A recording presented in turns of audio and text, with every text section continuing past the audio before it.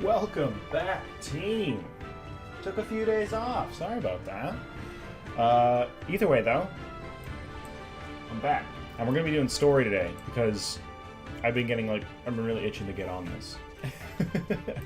I also want to do Wondrous Tales if we have time, but I might actually just do that off stream. I've actually been trying to do some more of the grindy things that just are kind of boring off stream because, you know, fun. So, let's talk to you, Stola. Where were we? It's been like probably like 4 or 5 days since I played this. So I'm kind of like trying to remember what we were up to. Stola. So this is the Azim Steppe. The tales do not do it justice. If you think the view is impressive here, wait until we reach higher ground.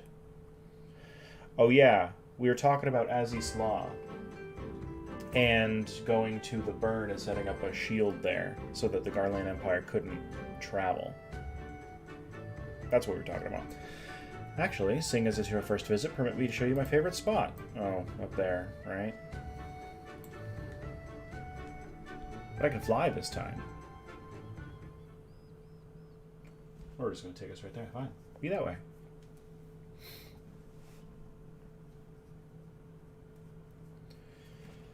I love this zone. I will never tire of this vista. The endless fields, the boundless skies. 'Tis a sight to make a man forget his cares. But not his purpose, I trust. Might this be a fitting moment to tell us what we are doing here?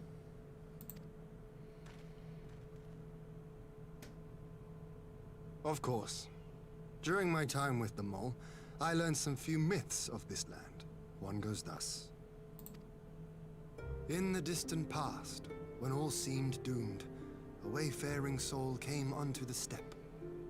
Venturing into the northern crag, he received of Nama a sliver of her essence, a shard of the shining moon, and with it clove the tainted land from the earth. The end thus averted, to these fields did the wayfaring soul return, and venturing once more into the northern crag, he buried the shard, and made unto the heavens an offering of blood. A tainted land cloven from the earth and an offering of blood to the heavens. Azizlar and Dalamud. That was my thinking, yes. Kind of a stretch. And you believe that yonder mountains hide an artifact possessed of sufficient power to raise Azizlar up to the heavens. I suppose that might suffice. Worth a closer look, would you say? I would.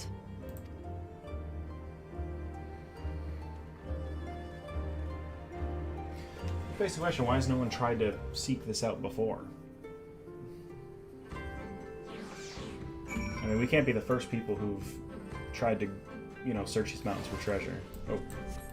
Hi, buddy. From here, we should travel to Molilo. There we may ask Serena about the particulars of the myth and raise the matter of an alliance with the rulers of the steppe.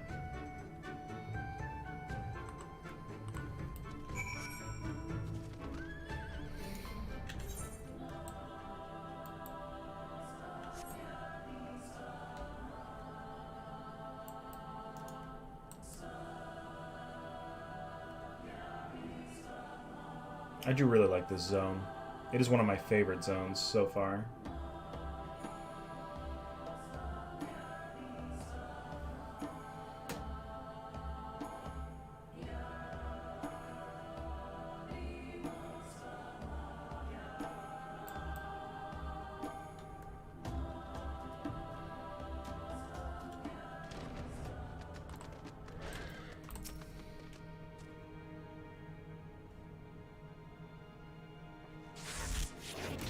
Hey! Thanks for the follow. See if I can say your name. Rear her. Thanks for the follow. Anyway, Heian, Sympath, I'm glad of your visit and the opportunity to welcome a new friend. How may we serve you? There's a matter I would discuss with the mole. It concerns not only the people of the steppe, but the land of the Far East.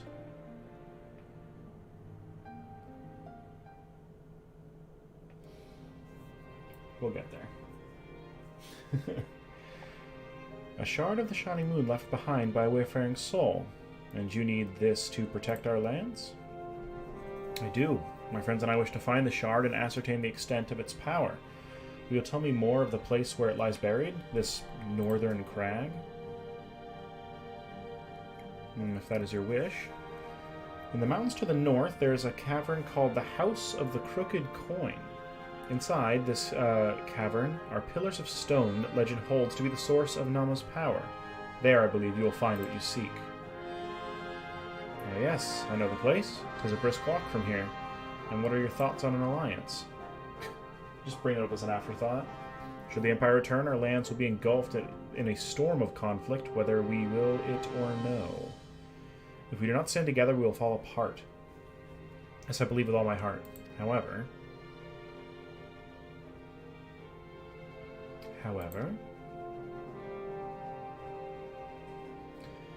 Among the tribes of the steppe, there are those who revere Nama above all else. To them, the pillars are sacred, and not to be disturbed. Should you proceed as you propose, such tribes are like to spurn an alliance, prompting others to follow their example. That is my concern. But it is by no means certain that the pillars will provide the power you seek.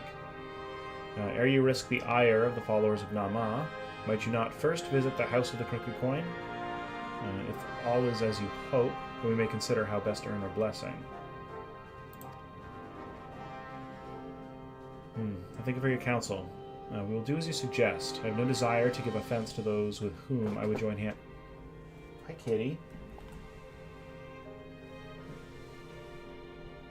Okay. And then she booked it. Thank you for your understanding. Though the mole may reign over the steppe today, this decision will shape the days to come, and we would not force others into war against their will. Nor we. 100-fold stronger are they who choose to fight of their own accord. Money.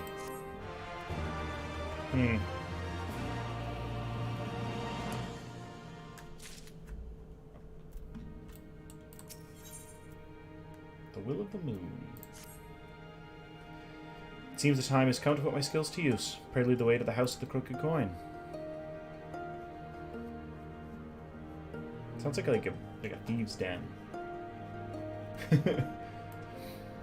I can't remember. There was God, I'm thinking like back to the days of like Morrowind. There was a hidden area you could get to, which was like part of the Thieves Guild, I think. Oh, it's up here. There was like something of like the coin or something like that. God, that was a long time ago. Morrowind was my first Elder Scrolls game. I played it so much. I actually didn't really play Oblivion that much.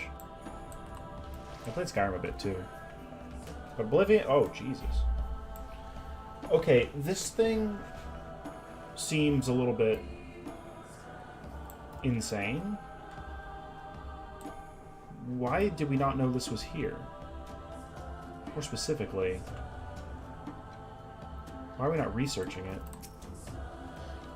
I feel like when you have like, maybe that it's because there's just so many ruins that we don't have enough time to like figure them all out. But you think there would be entire like academies dedicated to like finding and such an abundance of ether. Like messing around with these.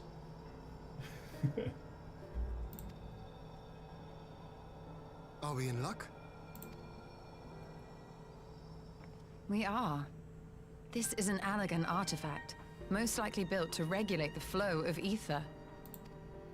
I strongly suspect the ancients used it to stem the flow from here to the burn. That would explain how they were able to untether what became Azys La from its surroundings.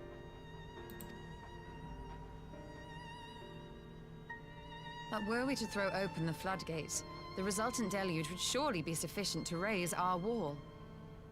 And in restoring the flow, we may also restore life to the wasteland.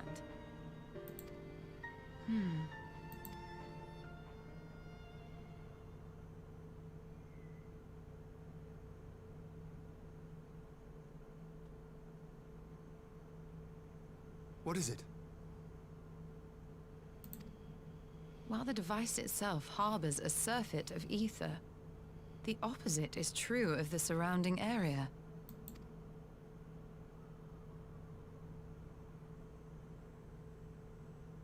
An effect of regulation, perhaps.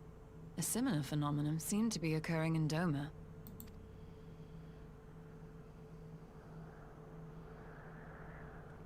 Whatever the explanation, the answer will not reveal itself here. We have seen what we needed to see. Let us return to Mol Ilo.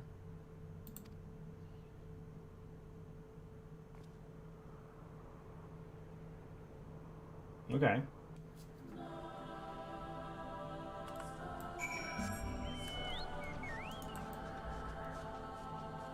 God.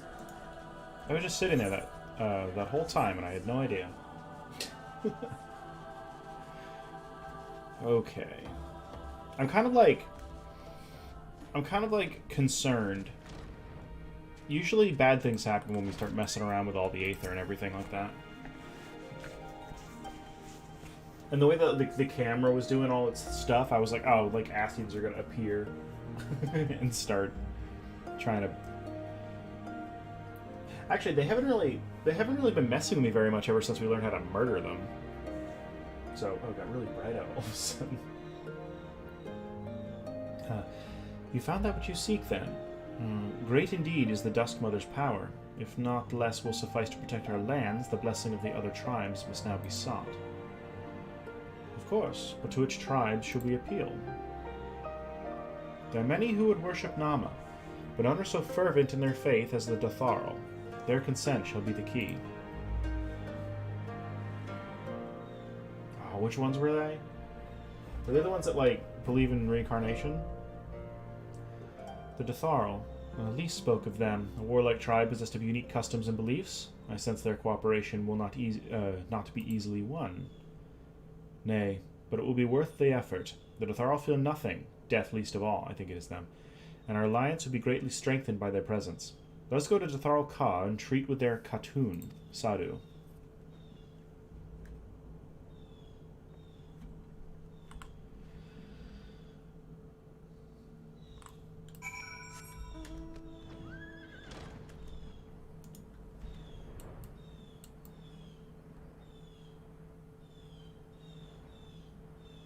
I do very much enjoy this zone. I say that all the time. It just gives me like real Breath of the Wild vibes, which is a game that I have probably played through and beaten like 3 times now, like through like 100%ed it. And every time I 100% it, I'm like, why do I have a clicker?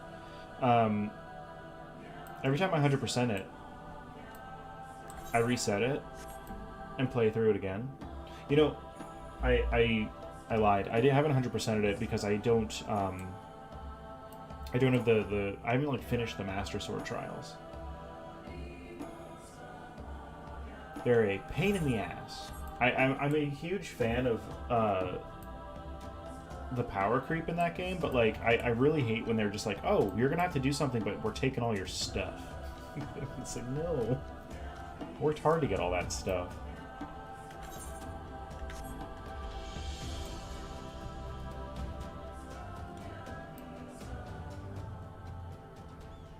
Alright. Sadhu! Buddy pal. Whoa.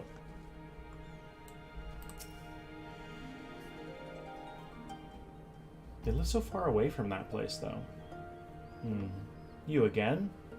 Other matters demand our time, Kagan, unless it is battle you seek. Alas not. Quite the opposite, in fact.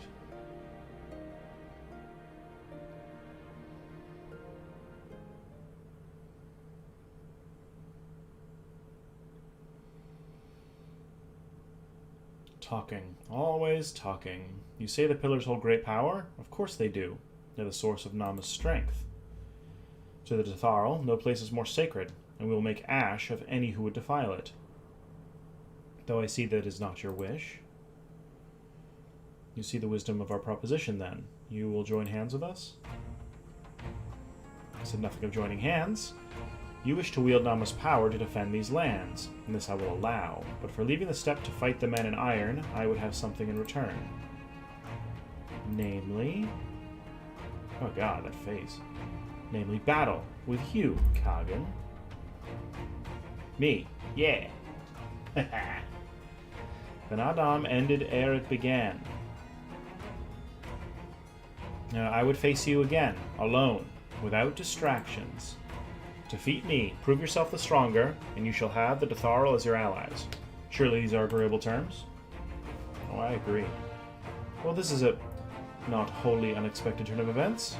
Though I had assumed I would be the one required to fight, at last the cartoon has made her choice. Ah, I'm a dancer. Shall we dance? Should we battle the steppe shall not soon forget. Already my soul burns brighter. Prepare yourself, Kagan, and await me outside the car. I will gather my witnesses and join you anon. Hey, how you doing, Monlay? It's been a little while. I took like 3 or 4 days off in the middle there. Like, I had a lot of IRL stuff to deal with. Plus, for a few days, I was feeling a little bit under the weather, and I was really, like, sniffly, so I didn't want that to come across on stream. But now we're back, and we're doing story. Story time.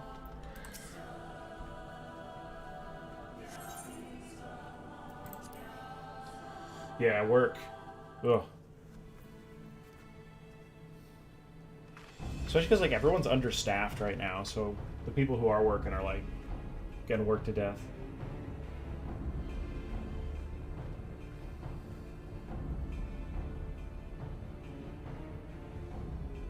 Yes! This spot shall serve as well as any. I shall enjoy this Hahn. Is this truly necessary? Have you no peaceable way of making decisions? Hey, don't insult their customs. Come on now. Speak not of peace. You stand before proud warriors of the Dathal. In the heat of battle do our souls burn brightest. We lay low the strong that we may rise higher. That is our way. The way of might. There is no other. Oh, they do not want for conviction.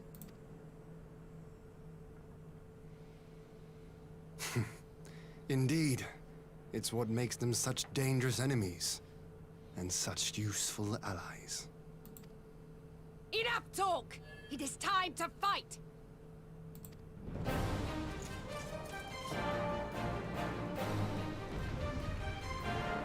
I'm gonna beat you once, I can beat you again.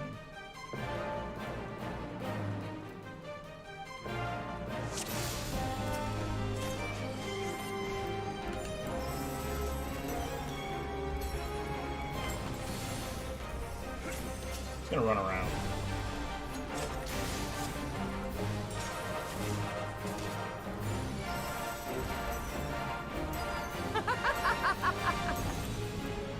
Oh god.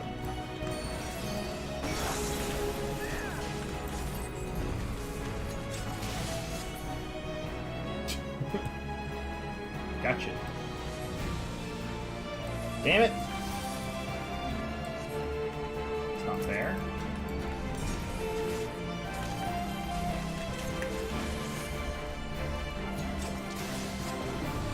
In death do our souls sing!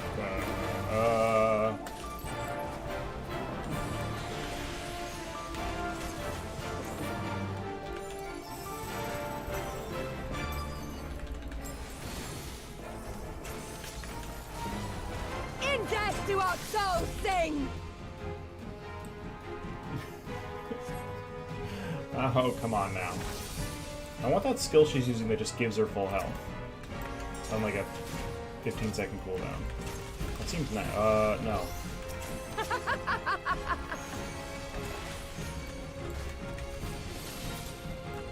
No, come back here.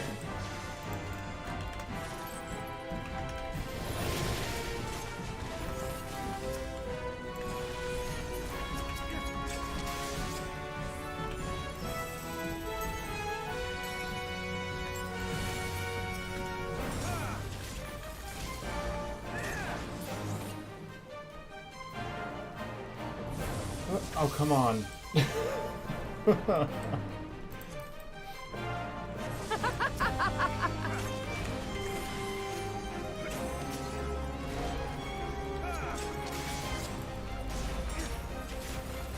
In death do our souls sing!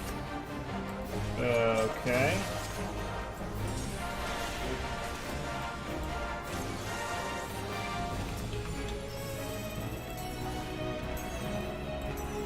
In death do our souls sing!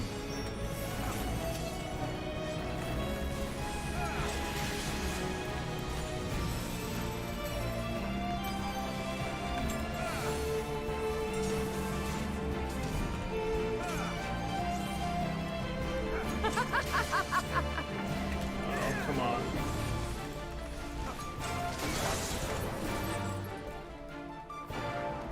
Oof. Oh no, come on. This will not stop. Uh,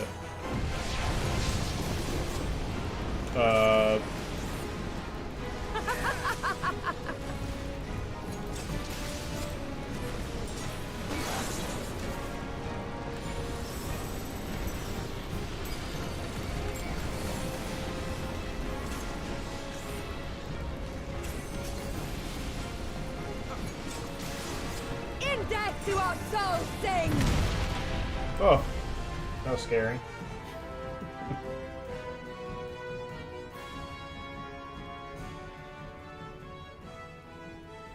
I don't know what class she Yes! is. Yes! Not since the Nardum has my soul burned so! She's crazy.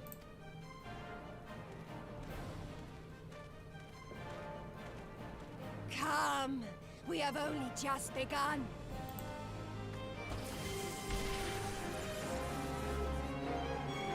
Enough! You were not granted leave to set the steppe ablaze.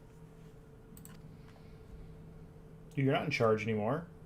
Well, well, the sun has come out to play. Be gone, Moonstruck Oranir! I am busy! Fool of a Dothal! Have you forgotten the face of your master already? The sun will never set! From his seat on high, he reigns over all, now and forever.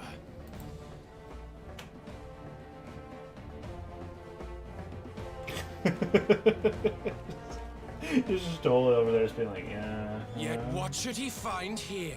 But a battle to determine the fate of the steppe. A battle waged without his blessing. This will not stand. Dude, you're talking like I didn't beat your ass. You, Doman! You who come to petition the warriors of this land, forget that all Nama's children are wards of the Oranir. As first among my brothers, your petition is mine alone to judge.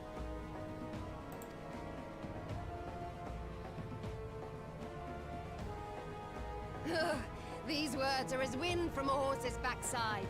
Plentiful, but your axe sings more sweetly. Let her speak for you.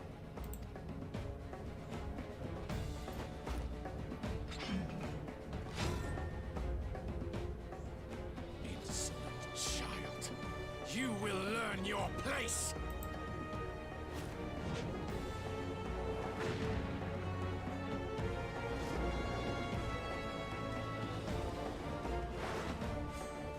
Forgive me, Brother Magni, but we have an arrangement with the Dothal. We will not abide any interruptions. So be it. The sun will pass judgment on all. Didakul, join me.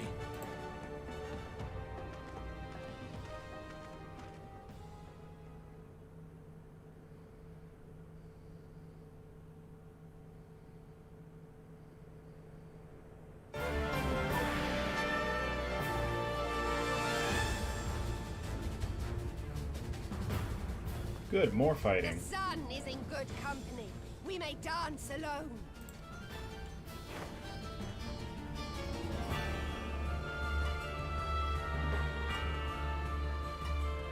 Beg not for mercy, for you will have none. Bear witness to the power and the glory of Azim!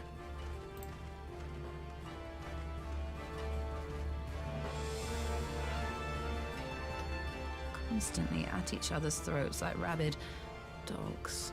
Gods, I'm turning into her. I have not the patience for this, but if we must fight, let us at least be brief. Come.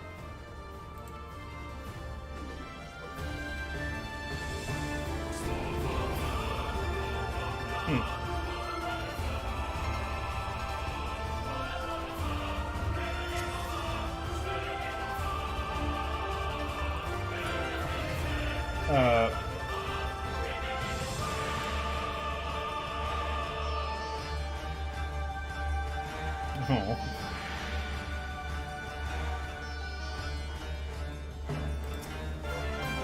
Right.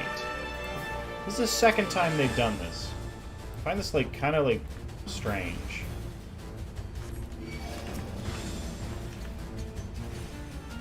Ian...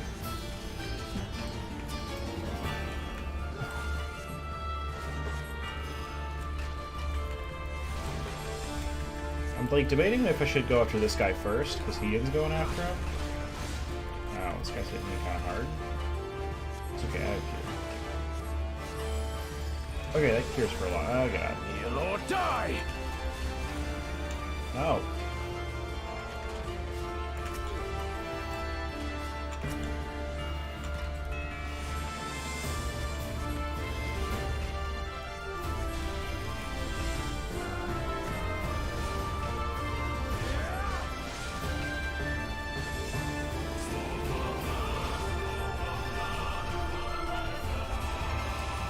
Cooldown on this? 60 seconds. I should probably use it.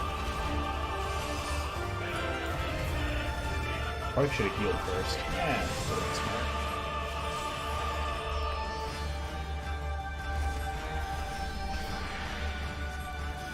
Kneel or die!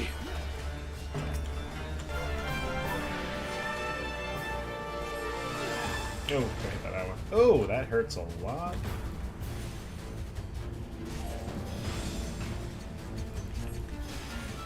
I don't know how much that was gonna hurt. Eh, it's fine. Didn't even have to level it. Okay, we're just gonna heal. Let's try. Bow down before me! No. Oh god. Oh god, there's no...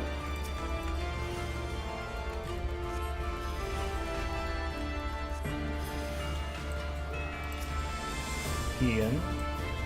Move.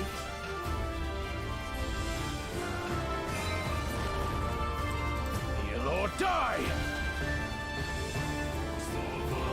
Okay, we're gonna... Oh god, why? Okay, I didn't get hit by that. I'll do this. Restore my magic. Okay. And we're fine.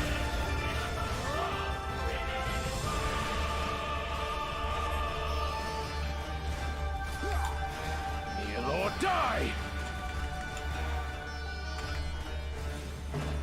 I don't think I can get it cast off while he's doing that. Ow! Stop. Oh my god.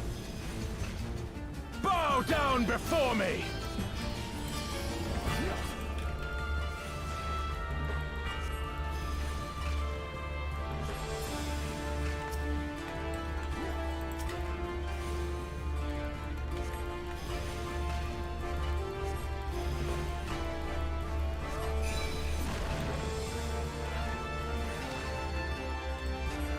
Kneel or die!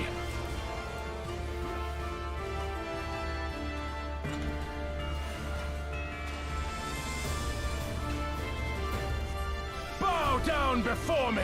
Come on.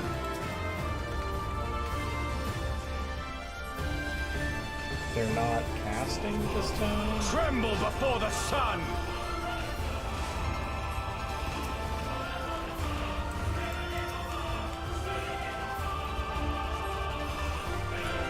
Why? Am I supposed to be hitting him? Ian? No. Let me. Let us be about it! Okay, good. That was no fun. Oh god, why? With the chains.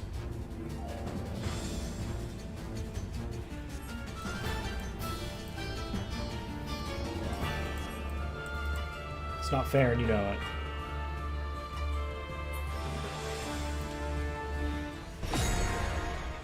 Uh-huh. Buttons! Yeah! Ether! To me!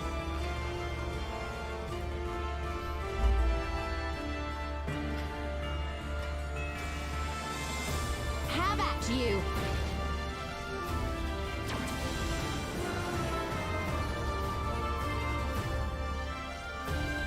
Badass. So, it's actually really interesting that they're doing this new thing.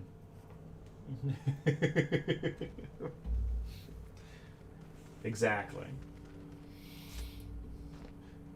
They're doing this thing where like now you play as the other characters.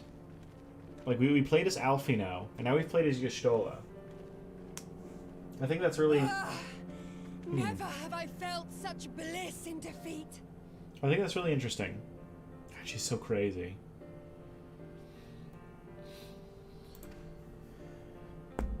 'Twas a battle to burn soul and flesh to ash. We Dothal will lend you our strength as promised. Narma's power is yours to wield.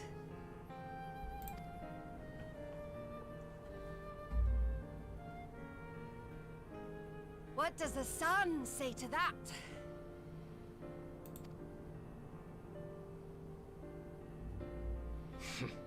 The sun is not driven by base motives such as yours. But they have been judged and found worthy.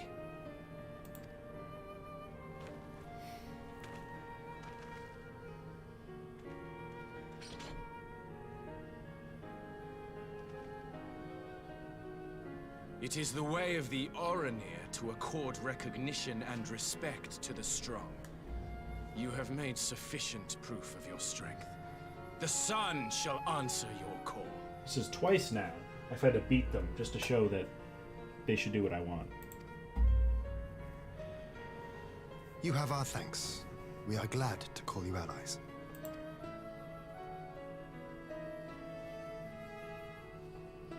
You? By what are you called? Oh no. Y'shtola, why? Even she's just like, oh, here we go. Are you?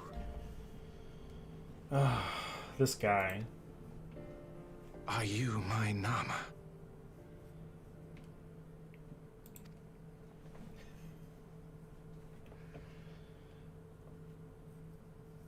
I beg your pardon? In battle, you shone with all the majesty of the full moon's light. Your healing touch, the embodiment of the Dusk Mother's love. Exactly. Exactly. Long had I wondered if my Nama might not be a woman of the steppe. Beholding you, I am all but certain. This is the second time he's done this. He did this before to the other girl.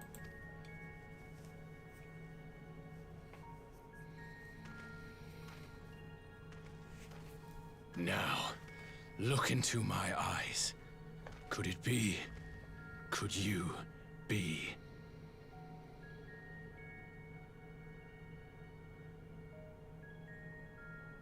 I am.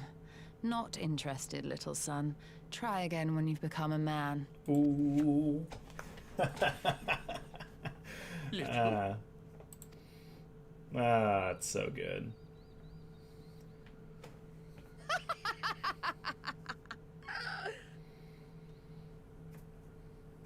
Little son! Little son! Ah, good times.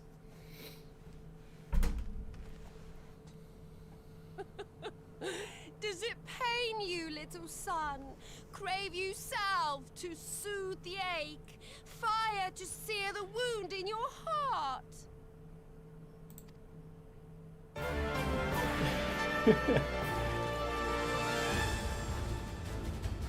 And of course, now he's going to get Wasted enough violent. time here. Cyrano waits for word of our success. Just let them do their thing.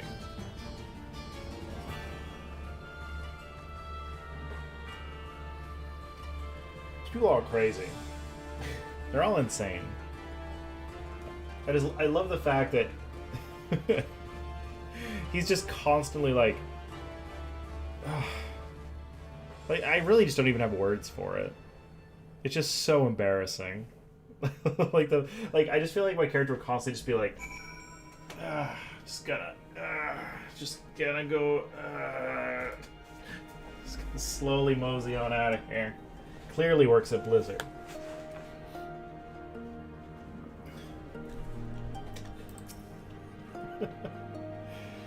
You not only to contend with Sadu, but Magni too? Such a fierce battle there must have been. Yet here you stand, triumphant.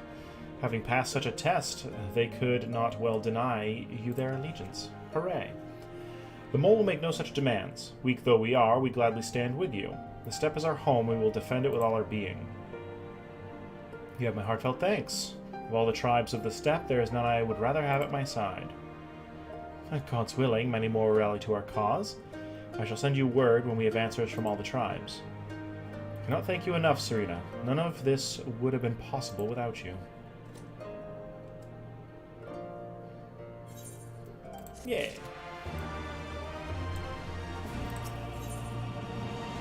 Endure. They're giving me a lot of new emotes. Something I've noticed. We have the requisite consent. 'Tis time to put Nama's power to use. If the Aether flows as planned, all that remains is to have the Ironworks engineers do their work at the ruins. Come, let us return to the House of the Crooked Coin. Oh boy, we're going to get Sid involved. Maybe Nero's going to show up again, just to be a dick. I'm actually really starting to like Nero the more I interact with him. Just because of, like, how he's not, like, a terrible person. He just really doesn't like Sid. He doesn't like being one-upped by Sid. I shall begin at once. You may wish to step back.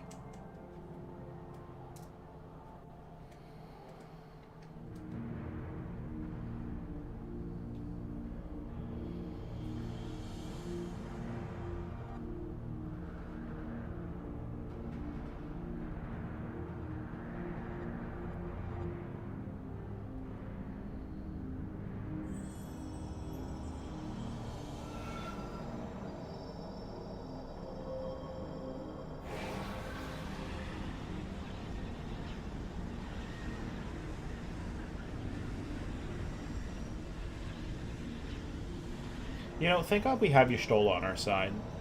She can do so much crazy stuff that,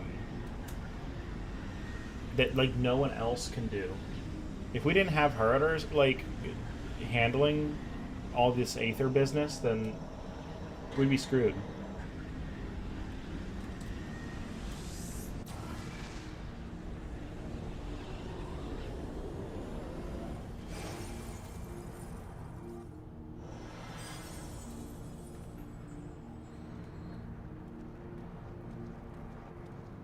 Ethis.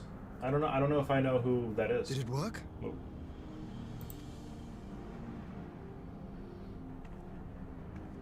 It did. Ether may flow freely to the burn once more. Oh, nice. I do enjoy lore. Very much so. I definitely want to get through the whole main story, though. Before we hit that point.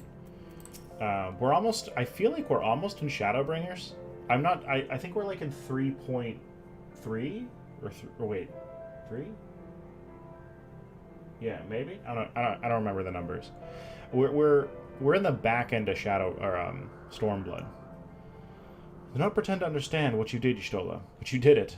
Thanks to you and Sympath, of course. Yeah, thanks for the afterthought. We have taken a momentous step towards securing our defenses. So that happens off screen. That's actually really cool. It's nice to like have that. Because I'm sure like all the information's in game somewhere, but it like there are certain things that I don't want to have to dig too deeply into just to understand. So it'd be nice to like have certain lore videos to kind of be like, oh, and because of this little teeny thing here, we can deduce this. Although I do like to do a lot of the finding out for myself. So if there are ways to figure out in game, I'm sure we'll try and figure certain things out. Now, as much as I believe a rest is in order, we should probably make haste back to the Enclave. Agreed. The others may already have returned from their missions, and I would know how things stand. As would I. Without further ado, then. Oh yeah, we sent other people off to do other things. Oh yeah, yeah, and like all the side quests as well. Like I'm sure there's a ton more world building and all these like look how many side quests there are that I haven't done any of.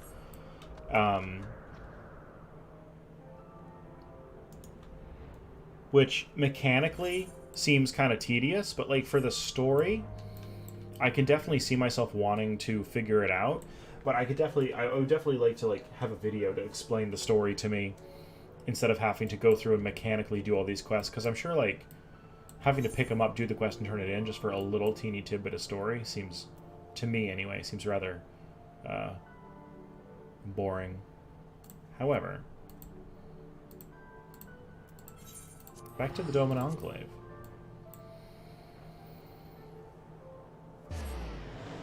Yeah. Alright. Sweet. So yeah, we'll definitely have to hit that up. Oh yeah. Donations. I do have some stuff, I think. I think I have you and you. You're welcome. I like how they still give you money for it. Lord Heen is expecting you. May I show you in? You shall. Alize. Still my favorite character. So far.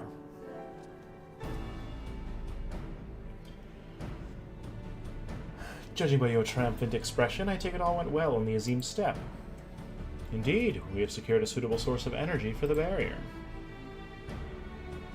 Good. Totaro and I have commissioned Garland Ironworks to ensure that the field generators function as they should. A team of engineers stand ready to set out for the burn at a moment's notice. You need only say the word. I thank you for engaging their services on our behalf. The minutiae of the arrangement you may leave to me. Minutia? It's another word I don't say out loud very often. Which leaves the small matter of our alliance. So, Yugiri and Hakuro, how fared you with our neighbors? Oh, airplane. Flying over my house.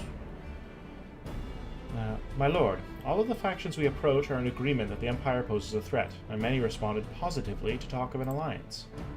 From Hingashi to Suinosato, however, we received outright rejections.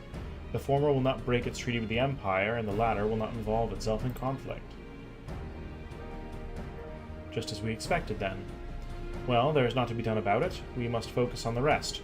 To each of the nations that were amenable to an alliance, I will personally send a missive.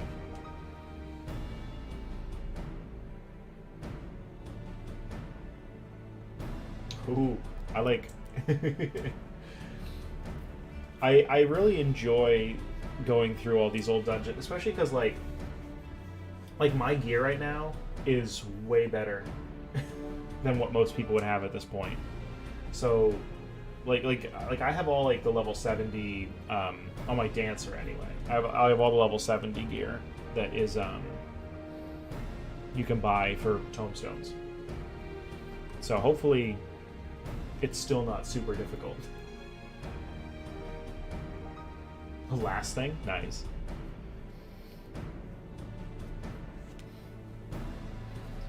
Especially because I think that's kind of why I don't do like extremes, because like I can just see people being annoyed to like hit trials and then be put into like an extreme and be like, oh, okay, well here goes like a bunch of time wiping that I don't want to deal with.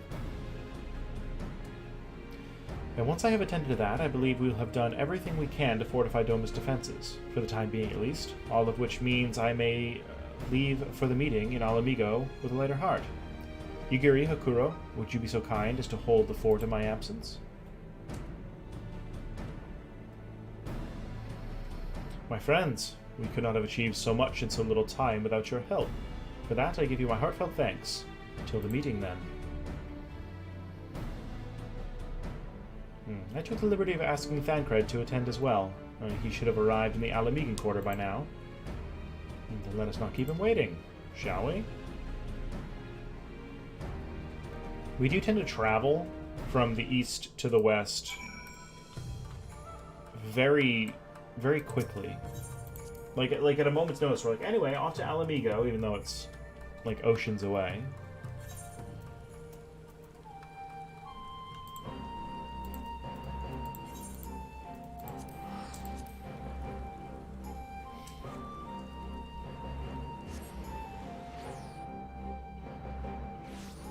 Intro of Final Fantasy IV.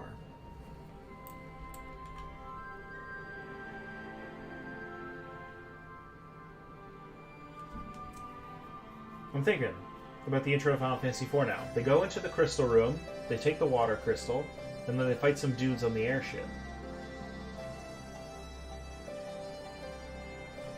And he uses, like, items to kill them because he sucks. We don't need to talk to this. Is it like the zoo?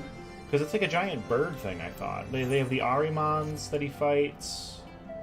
And then, like, some birds. I can't quite remember. It's been a long time since I played 4.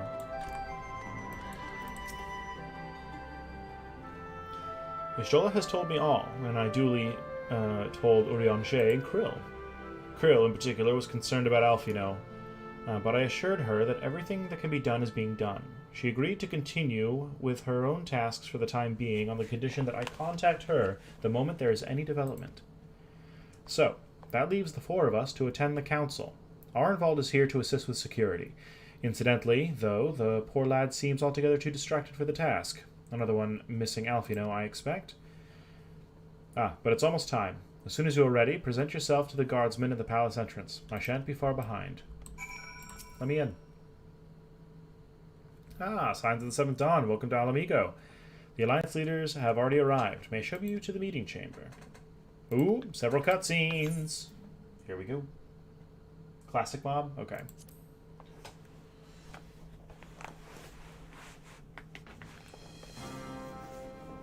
Hey, everyone's here. Mistress Lys, Commander Aldin, it gives me great pleasure to formally welcome the city-state of Alamigo to the Eorzean Alliance. Hell yeah. The pleasure is ours, Your Grace. I know I speak for all Alamegans when I say that we are glad of this chance to stand with our comrades of the Alliance. And we, for our part, are glad indeed to be able to welcome friends both old and new. It's been a while since we've seen Connie. She's been very, reclusive. Her and Merwood, this expansion, we haven't seen them a whole lot. Lord Hien of Doma, at your service. Pray, accept my heartfelt thanks for your generous invitation. Nay, 'tis we who must thank you for journeying so far. And 'twould be remiss of me not to acknowledge the part the Scions of the 7th Dawn have played in bringing all of us together. In times of great unrest, You and yours have been our constant companions, without whom we would not be here. With apologies to Lord Hien and Mistress Alize, it occurs to me that we have not gathered in this way since that fateful day in Uldar. The day I lost my arm and my freedom. As I lay in my cell, never did I dream that I would one day be given the chance to represent my homeland at this council. I would not even be alive had you not plucked me from the jaws of death. You, Yugiri, and Alphino. Would that the lad could be with us.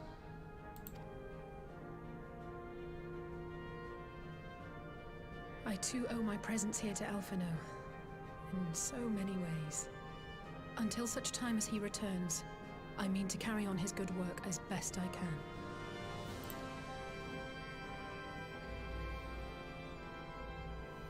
Come, friends. Let us leave the past in the past and turn our eyes to the future. My Lord Hien, pray, tell us how things stand in the East.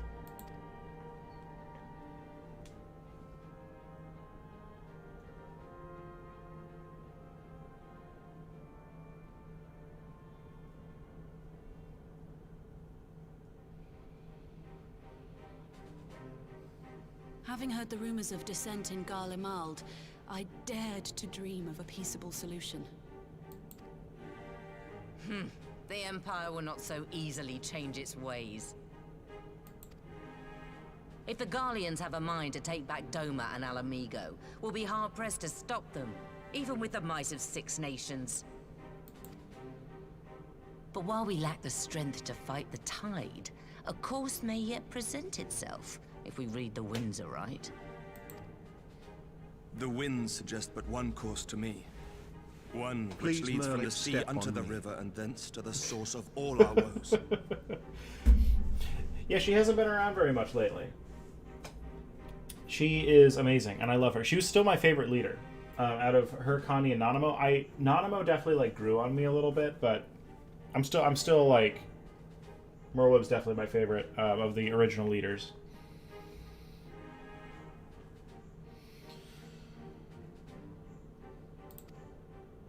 The Ascians. Mm-hmm.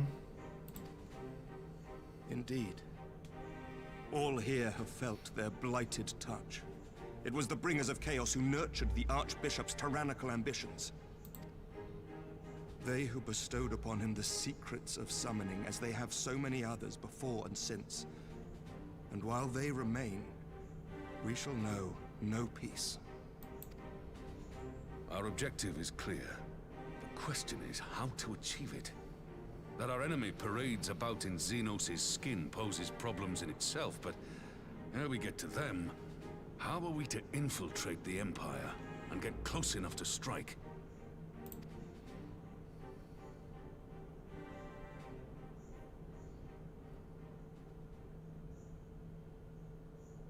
While I see the wisdom in targeting the Ascians, an assassination attempt on Garlean soil would do little to aid our cause, even were it to succeed. It's time we used our enemy's preferred tactic: subterfuge. Of course you would bring that up. You have an idea? Speak your mind, Master Thancred. None here know the enemy better than the Scions, and you mayhap best of all. Whatever it is you propose, we will give it fair hearing. On that you have my word. Very well, Admiral. My proposal is thus. We dispatch the shinobi to Imperial territory. There, they sow the rumor that the Crown Prince perished in the battle for Alamigo, and that the man parading around is in fact a corpse inhabited by a servant of darkness. So, the truth. The best rumors. Well, it does have the ring of truth about it. And were the Garleans to learn that their future ruler is a puppet, the Empire would be shaken to the core. But at the risk of sounding stupid, would they actually believe such an unlikely story? I didn't. Ordinarily not. But prior to his miraculous recovery, rumors of Xenos' death had already begun to circulate around the Empire. That's a good point. Ultimately, however, what the masses believe is not our chief concern. Our true objective is to create an opening for rival factions within Garlemald to exploit. Yeah, because the Popularis faction was getting big. And that was kind of good for us. Unless that kid was lying about it. But I don't think he was. Also, all the people who like are afraid to stand up to the Garlean Empire, once it starts crumbling from the inside and they actually like gain politics in my video game. Once they gain the footing they need and the confidence they need to rebel, it's like we're here to support them.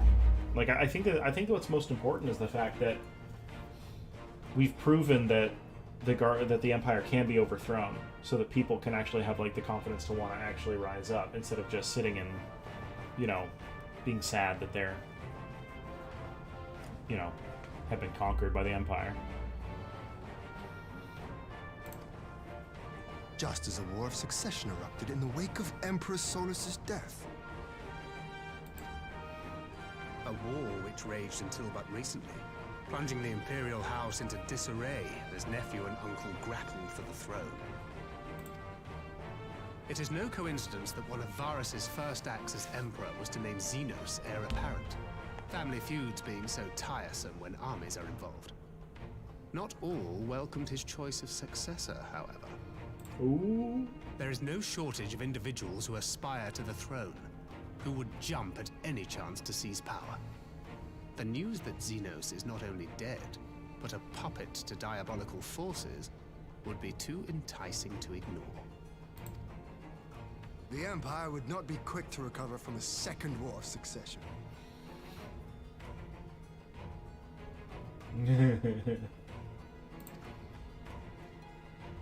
I am no stranger to infiltrating Imperial territory.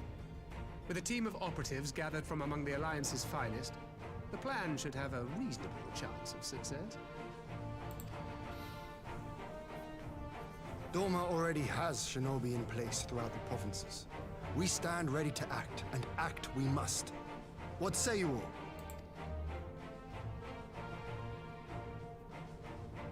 Weaken him from the inside. I'm for Master Thancred's proposal. We shine a light upon the Ascian and test the Empire's unity.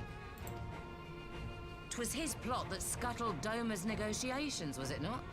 Why then, if we can eliminate him, there may yet be a chance for peace. There is no chance for peace, and you should know that above all people. What needs to happen is the Empire needs to crumble from the inside out. That's just what needs to happen. Let us wage this war of subterfuge, that we may one day lay down our arms. Gods know we never will while the Ascians remain.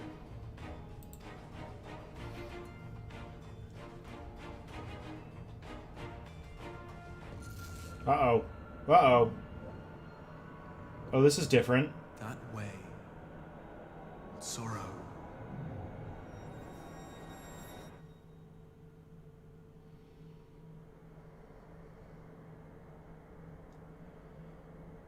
This is new?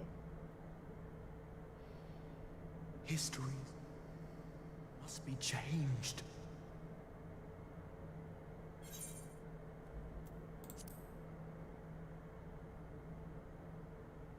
Ahead looms a calamity. Ahead looms light, expunging all form and life. Well, that's what the, Twin dooms only you can forestall. Only you. Is this What's the matter? The Warrior of Darkness?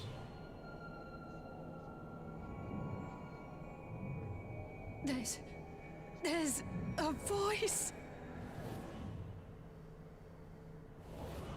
Spies in our midst? Nay, I sense no such presence. Let expanse contract. Eon become instant. Throw wide the gates that we may pass.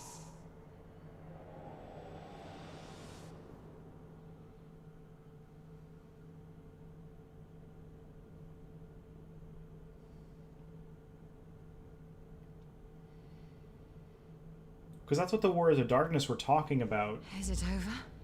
They were talking about the fact that, like, they were the champions of light in their own world. And they won, and everything got swallowed by light and destroyed. So a balance is necessary. But they were going about it, they thought that, like, oh, if we cause darkness to consume this world, it'll somehow stop the light from consuming ours, and like they could save theirs. So they were going to throw our world away to save theirs, which was not the right way to go about it. But still, like, I've always had that thing in the back of my head kind of telling me, like, ever since he brought up the fact that, like, if we succeed, then and the light wins, then it's going to destroy everything. So we need to, like, somehow find a way to balance it. So I don't know if, like, we're doing the right thing or not by constantly championing the light.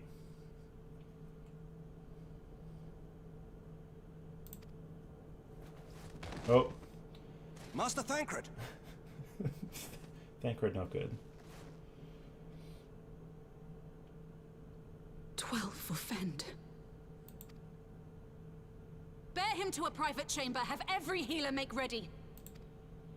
Swiftly!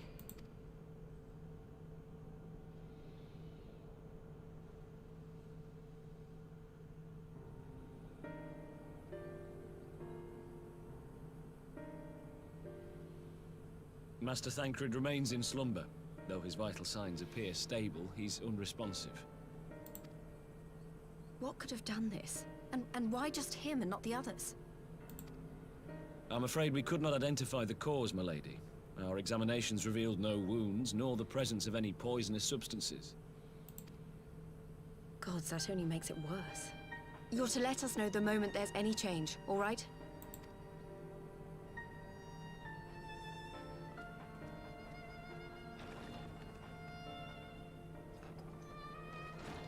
Thank you for coming. Knowing Thancred, he would apologize for being otherwise engaged at so crucial a juncture. In gifting us a course of action, Thancred sowed the seed of all that is to follow. We have but to nurture it as best we can. To him, I would say, rest easy, that he may wake to enjoy the fruits of our labors. Although they also brought up that history must be changed, so it made me feel like sending a message to the past. It's me from the future. Now, the matter of the mysterious voice must not be forgotten. Will you tell me exactly what happened? Alizé and I heard a voice in the moments before Thancred collapsed. It was accompanied by a severe headache, as if something were clutching at our minds. Did you experience the same thing?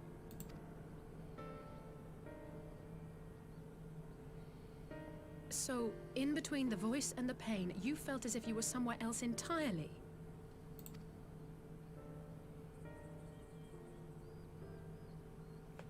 Not unlike what happens in Hydaelyn communicates with me. Your testimony confirms my suspicion. That which you experienced was, I believe, your soul being plucked from your flesh. Called. Cold. I myself examined Thancred. Reach out as I may, I could not sense in him the spark of life that is his soul.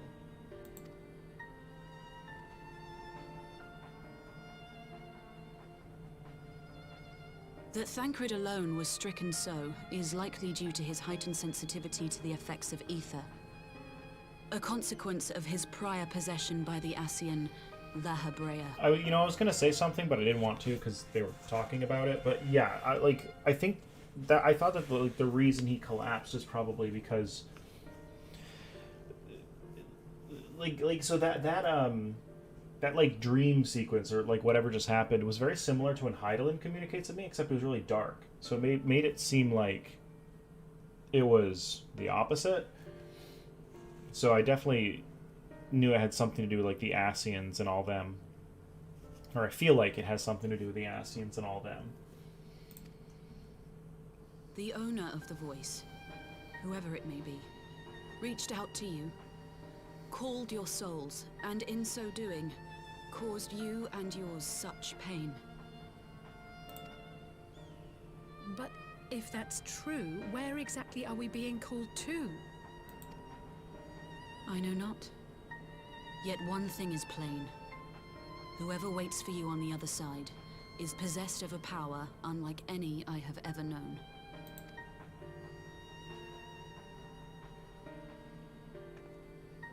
Forgive us, Lys, but may we leave Thancred in your care for a time? As if you had to ask. I may not be a scion anymore, but I'm no less a friend.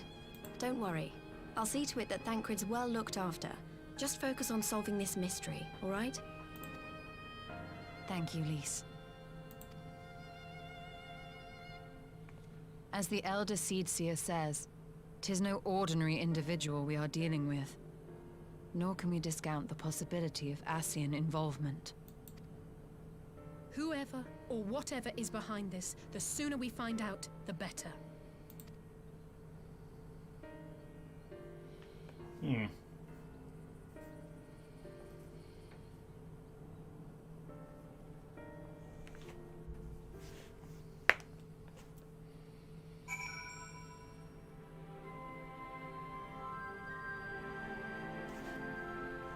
Okay, well that was interesting.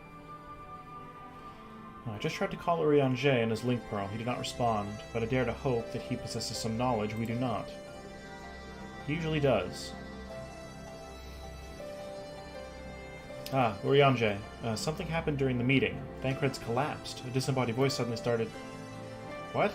That's... We should talk about this in person. Alright, we'll meet you there. Ooh, wake his hands? That was Urianger. He heard the voice too. In Thanalan? As we alone were affected at the meeting, I had my suspicions. But if the voice also spoke to Urianger, there is little doubt. The Scions were targeted specifically.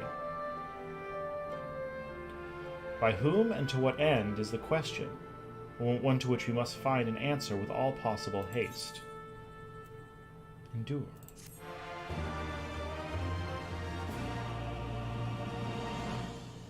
Yeah.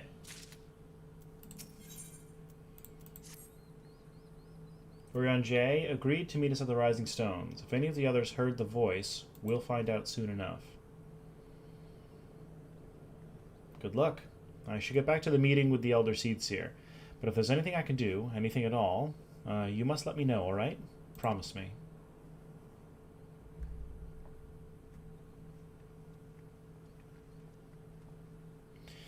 Right, let's be on our way.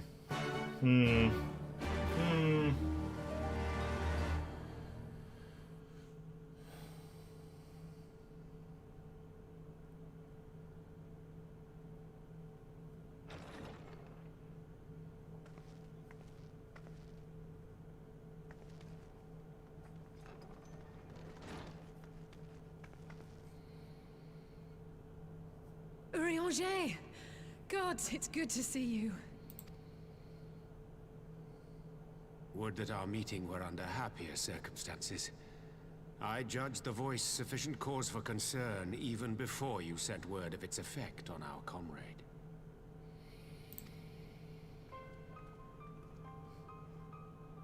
You heard it too, then? You know, he looked so much better without his hood on. I wonder why he's, like, doing that. Like wearing his hood.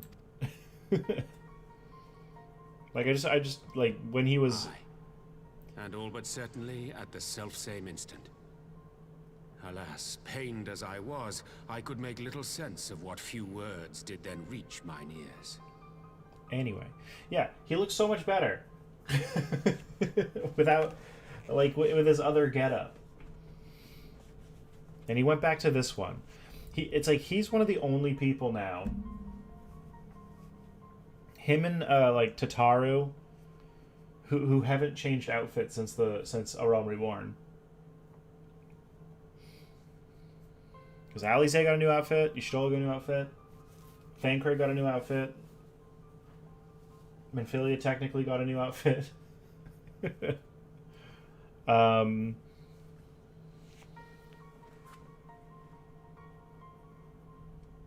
Though Varys has been depicted in the Imperial Throne Room numerous times, he's never sat on the throne.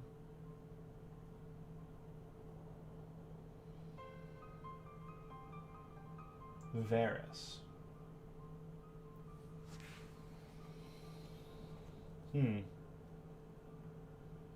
You know, and another point about that, have we ever seen... Well, no, we have seen Varys. He's really angry looking. But, like...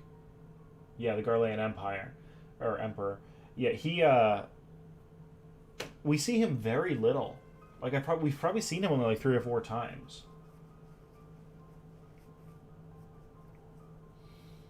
Like, very little do we see him.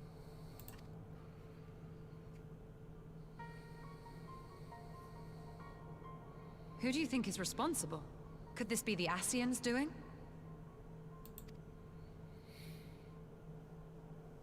That I cannot say. Not when so little is known. Ere I indulge in speculation, I would examine Thancred with mine own eyes. To Alamigo, then, without further delay. One other thing. During my visit to the Far East, I observed a strange phenomenon. Thou referrest, I presume, to the localized reduction in etheric density. Well, that spares me the trouble of an explanation. Yes, I noted precisely that at 2 apparently unconnected locations. I take it the phenomenon is not limited to the Far East. Indeed not. Of late, our agents charged with surveilling the beast tribes have spoken of little else. In every corner of the realm, they tell of places in which the ether hath grown thin. Oh, that's not good. Naturally, my suspicions first turned to primal activity, but the areas thus affected betray no evidence of summoning. I must confess to being quite perplexed. If the same phenomenon is being observed in multiple locations on opposite sides of the world, we may safely discount regional factors. Needless to say, this warrants further investigation. Indeed. I shall make it my task to...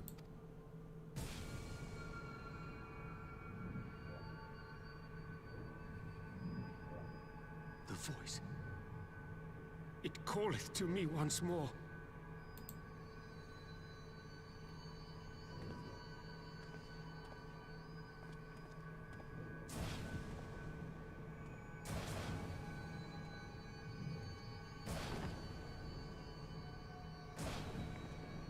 Oh, damn it. I hear it too.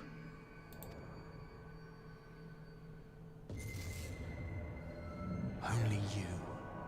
Only you. No! Y'shtola! Urianger! Throw wide the gates.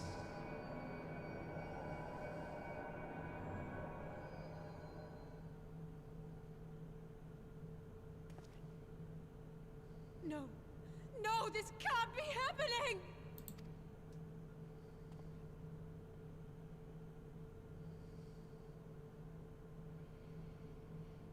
Y'shtola! Urianger! Open your eyes!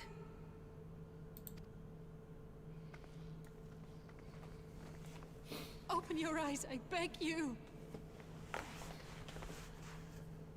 Oh, yeah, back to everyone dying. Something's telling me that, like... So, they're being called, right? Wait, you know, so... Recently, in this expansion, they've gone very heavy on the Final Fantasy IV theme. Because, like, summoning and calling are... That's what they call it, calling, in Final Fantasy IV. We fought the Mist Dragon.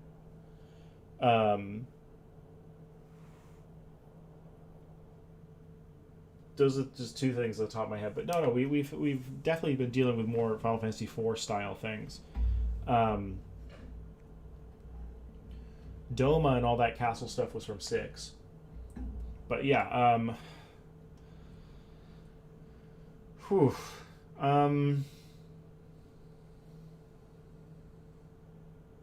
Oh yeah, we did the burn. We did that. Yeah, because that was where we lost Alfino.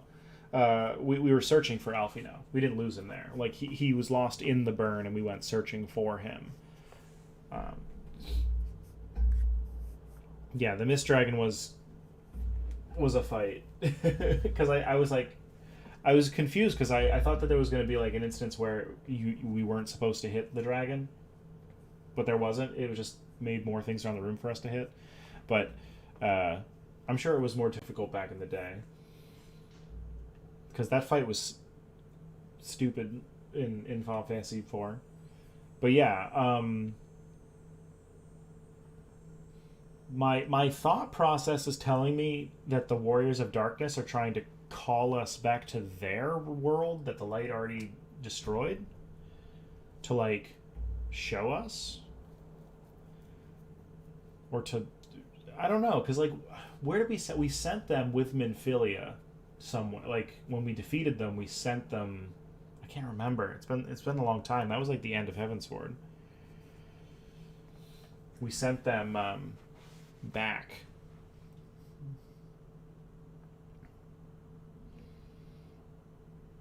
So something's telling me that they're trying to pull us into another world to show us like the destruction or something like that. I'm not sure. Say something. Anything. Not again. Please. Not again.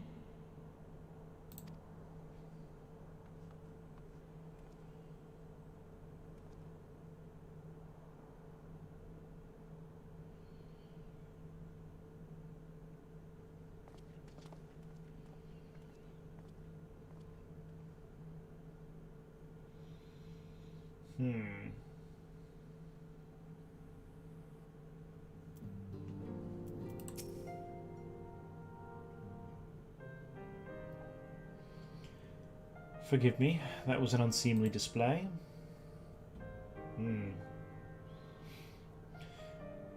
It happened before your very eyes, my lady. None here would have behaved any differently. We have borne the two of them to a private chamber, but tell me, is it true that Master Thancred languishes in a like state in Alamigo? The thing is, they're still alive. Their souls have just left their body. Does that mean we can go get their souls and bring them back? Does that mean I'm going to have to somehow travel to another world or something? I don't know. And then Connie even said that, like, the power it would take to do that was, like, stronger than anyone she had ever known. So, like, who could be responsible? Unless it's, like, Elidibus or something trying to finally show us why we're... Because, like, right at the beginning, when we first met Elidibus, he was, like, talking about the fact, he was like, hey, so if you just knew what I knew, you'd be on my side. At which point I was like, well, then tell me. And he hasn't. And something tells me that, like, he's actually going to... Like, I would like to know. Because I'd like to actually be able to do the right thing to save the world instead of just dooming it to failure and going against their plans because it seems like the right thing to do. I'm afraid so. Though given the circumstances, it would seem best to observe them together. I'll send word to Lys that he should be brought here. Take heart, my lady. The world is full of scholars and knowledgeable folk of every persuasion. Someone out there is bound to know what ails our comrades, and how it may be cured. Thus we will rouse them, no matter what. Then we will, Hori. That we will. Mr. Boulder. But first things first, our comrades will have questions. May I ask that you explain the situation to them? I must attend to a private matter.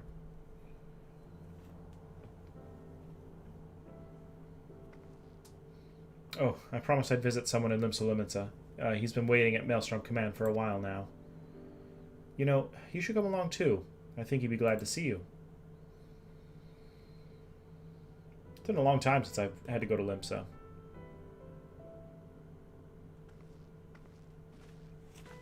I used to, like, well, live there. I haven't been back to my room in a long time.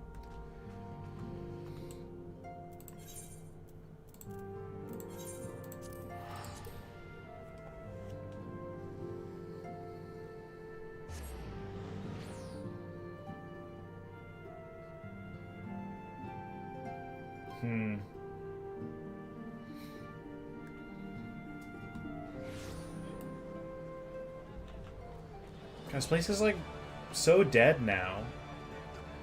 I mean, it's not dead. There's so many people here, but ever since they implemented the whole 30-minute logout timer, or however long it is, there's been so many less people here.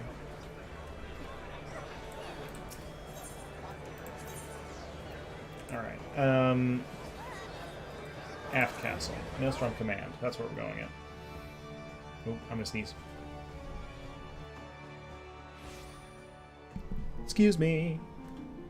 We're back. Oh. Oh, I did the Risen thing, by the way. Be nuked for safety? For safety. Alize, hey. As you probably guessed, it's Gabu we've come to see. Oh. The private hero bring him out to us. It's been a long time. Ever since the Maelstrom took him in, I've tried to visit as often as I can. And after what befell our friends, I was taken by the urge to visit again. It's difficult to explain. Well, look at that.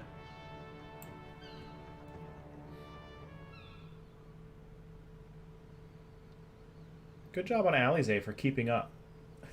I mean, we've affected so many people's lives, and then we just forget about them after. Here he is, my lady.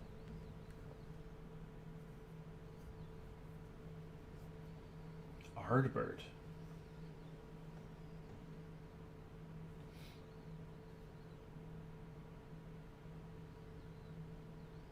Is it bad that I don't know who Ardbert is off the top of my head? Here he is, my lady. Okay.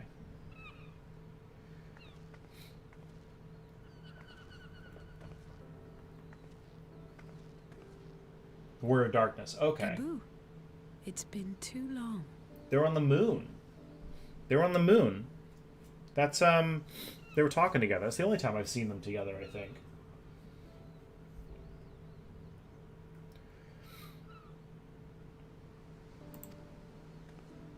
Guy's still adorable. He was talking. I'm afraid there's been no change. If he can see or hear us, he has given no sign.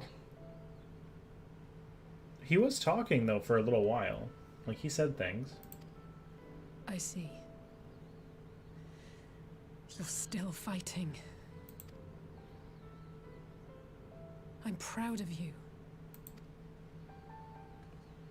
Aww. We promised that we would come and visit you together, didn't we? Alphino and I. I'm sorry that we haven't managed that yet.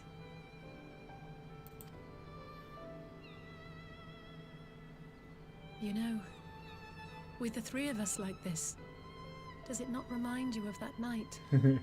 Of the stars beyond count twinkling in the heavens? I was feeling pretty low back then. Powerless. But I knew that my brother was close by if I needed him, and that the others would be waiting for me back at the Rising Stones. Not like now.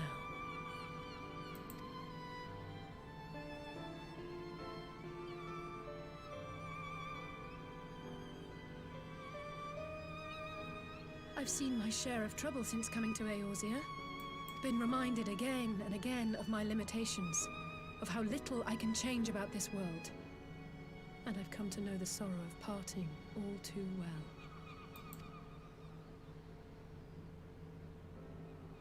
But to have the people I hold dear struck down before my eyes, and be powerless to help them, that I cannot bear.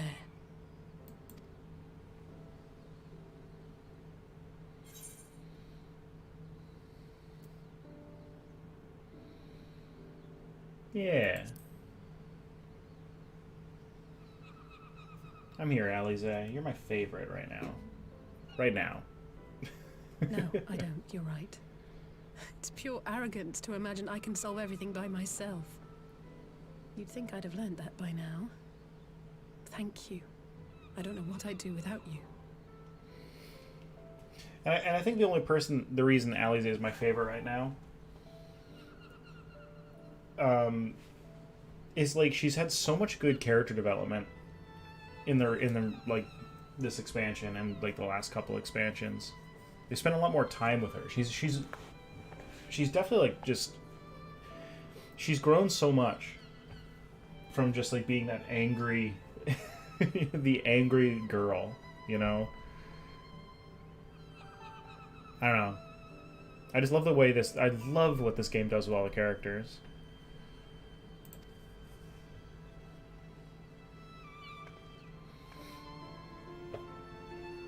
Well, that's more than enough brooding for one day. Come on. We have friends to save.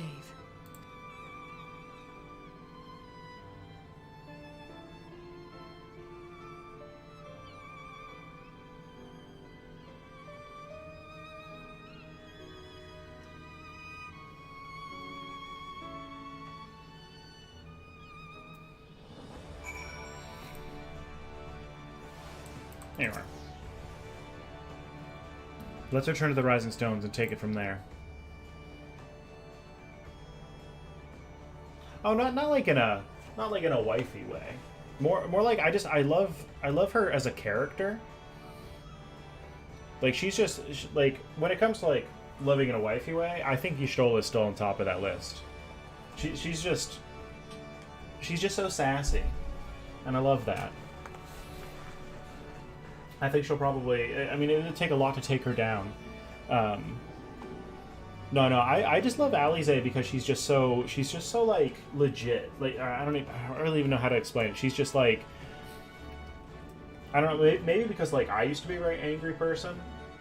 And I've definitely calmed down a lot as I've gotten older. And I can kind of see that happening in her. I can kind of see, like, she was very angry. And then she's kind of, like, been learning more about herself, more about the world. And realizing that lashing out in anger isn't going to help, so she's kind of like tempered herself and kind of become more like easygoing, like more less angry, I guess.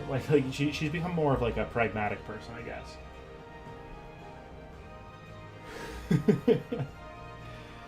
Well, it's like the same reason I love Totru. Like I love Totru, but it's not like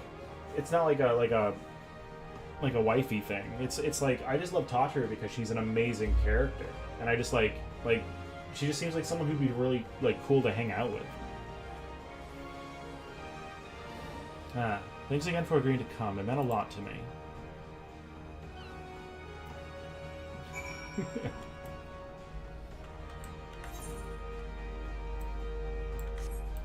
All right, back to the Rising Stones.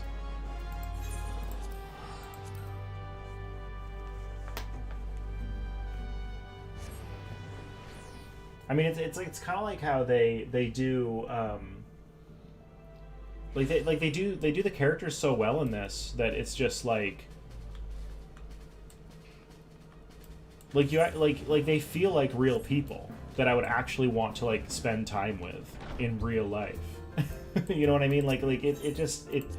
The characters feel so real. Like they don't feel like they were written to have certain motivations and have things. They feel so fleshed out. So they just feel like characters that like I would want to just like I've said a million times, like hang out with, like I always want to like do things with. Because they're just like this world just feels so real. You know what I mean? And not like real in a like realistic kind of way. It just feels so like everything is like it feels like it could be like it could exist somewhere. I don't know. It's hard for me to put into words. I guess the world, it just feels like, I guess, like lived in is a term that a lot of people use. Like there's just people everywhere, you know, and doing things. They all have their own stories, and even if I don't remember who people are, they're still like off doing things. And I think that they did such a good job, and the characters just make me want to like inhabit and be a part of it, like the world and things. I don't know. It's just a really relaxing and fun way to kind of like just jump into the game and just kind of feel like my time isn't being wasted. Like I'm actually a part of it, and it's all like matters. It's not just a game, which I guess is like what they're really going for. I ran out of water. Might go get more water. All right. I did some thinking on the way back, and I think Hori is right. We need to seek help, or seek outside help. Ordinarily, we would turn to our own experts on such matters, but they are both among the stricken. I will begin by reaching out to the myriad guilds and research institutions here in Eorzea. Additionally, Grandfather and Minfilia had a wealth of connections between them, and I mean to explore these avenues too. We'll find a way to save everyone, mark my words. Much and more has happened in recent days. Some of it for the good, some not so. But all around me, people continue their fight. From the shinobi who search for Alfino, to the Alliance members who make ready to move against the Empire. They march on in the face of great adversity, bearing heavy burdens. Everyone is playing their part, and so must I. You have your own part to play, I know, and it's bigger than most, so I won't keep you. Just promise that you'll visit from time to time, and I promise I'll have good tidings to share when you do. Like, because I always kind of assumed that Alice would step up to Minfilia's position, but they've kind of been dancing around that. Like, no one's kind of taken over as head of the Scions. Anyway, meanwhile, Imperial Palace. Hey, it's a throne.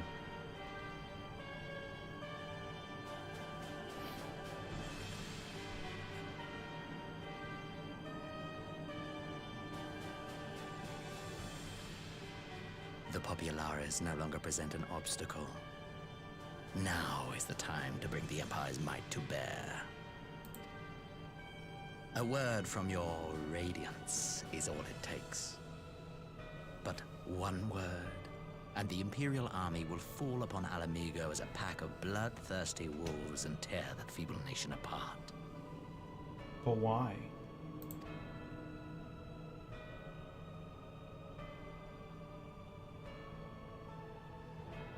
Like, what goal does that serve?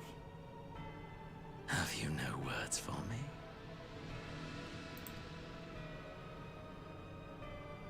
Despite the lengths I go to, an emissary playing the part of a fool.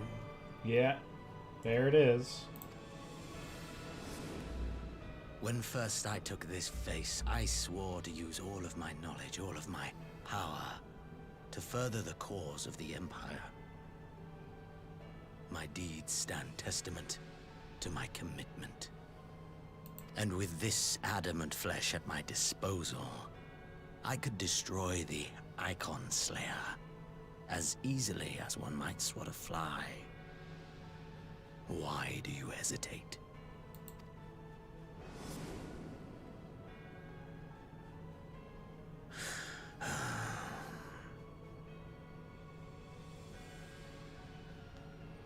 Our enemy is resourceful. Though victory is certain now, it will not remain so indefinitely. Deliberate if you must, but be quick about it. We'll speak again when you have unburdened yourself of doubt. Until then, I take my leave, Father.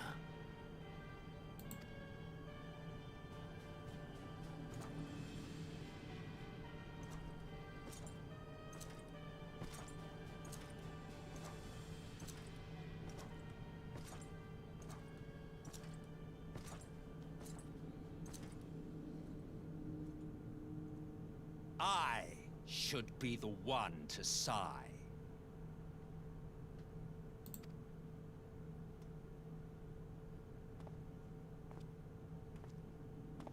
I played my part to perfection. I had earned my rest, and then, thanks to La Habrea's crowning act of idiocy, our favorite emissary sees fit to summon me back.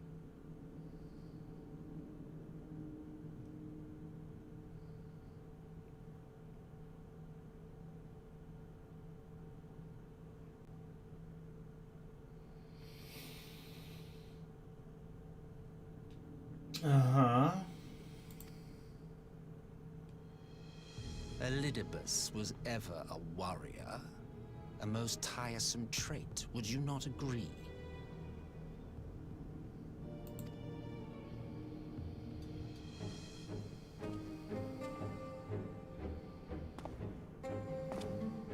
What? Have you no words for me either? No matter. I've long grown weary of this mummery. Now, my dearest grandson, let me remind you of your place in the simplest of terms.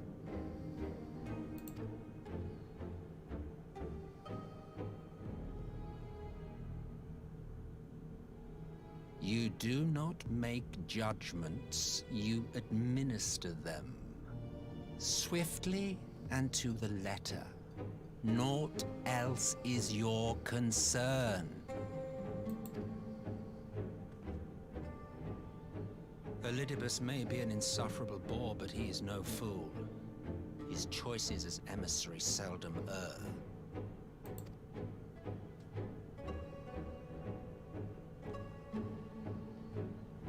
If aught threatens the balance twixt light and dark, it falls to you to remove it. Be it by your own hands or by your armies, you have ample means at your disposal.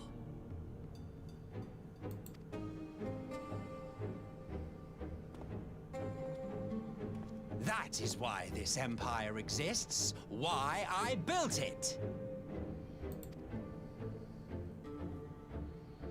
Oh dear, have I touched a nerve?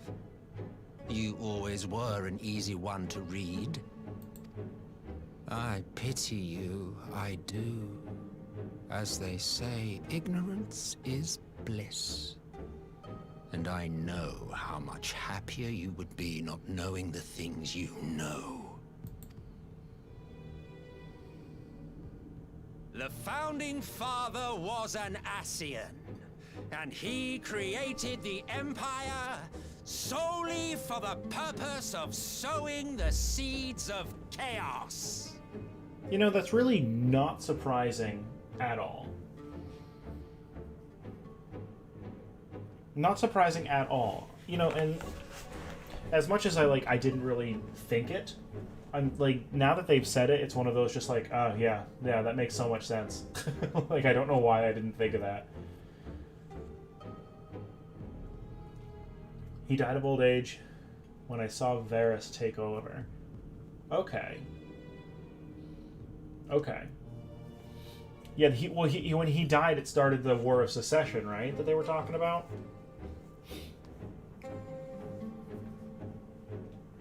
And then he said, like, because of La Habrea's stupidity, they brought him back.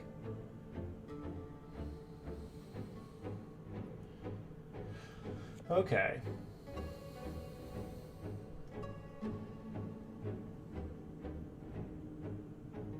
God, it makes so much sense. Which is why I've been saying from the beginning, there's no peace with the Empire. The Empire must be dismantled from the inside out.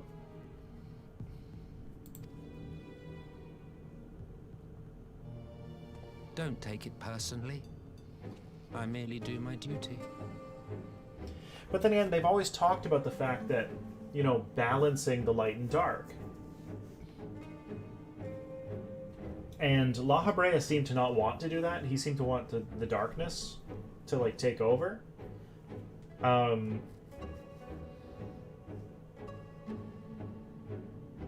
He let his vessel die. Oh, yeah, that makes sense.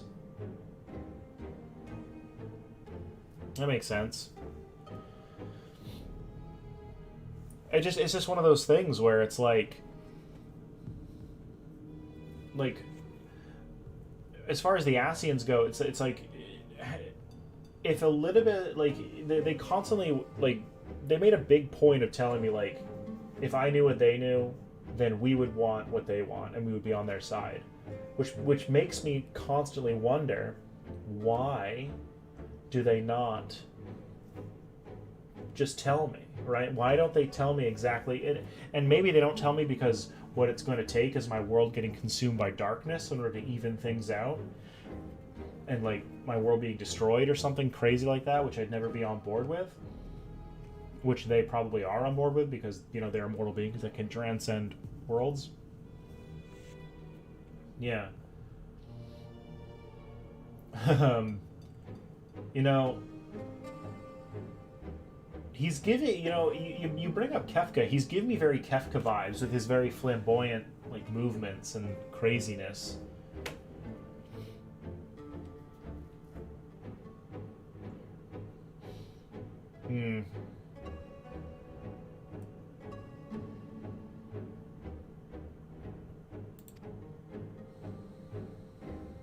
To bring about a calamity requires no small amount of power.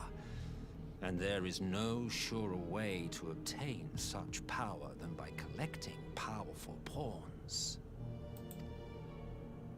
To that end, I have labored long and hard, and I must say I am quite pleased with my handiwork, paltry though it seems in comparison to Alag.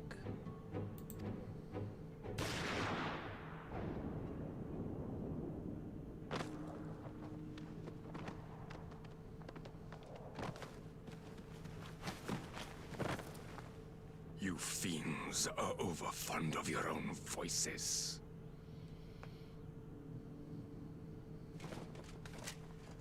Mark me, Asian. Man is the master of his own destiny.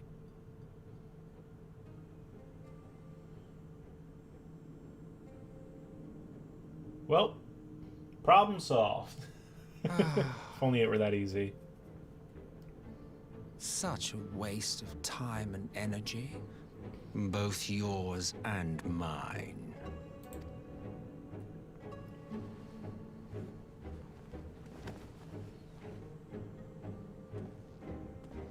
Lest you forget you are Emperor now. If you wish to spout drivel about man's destiny, save it for the masses. It will serve to give them a sense of purpose, and you pliant pieces for the game.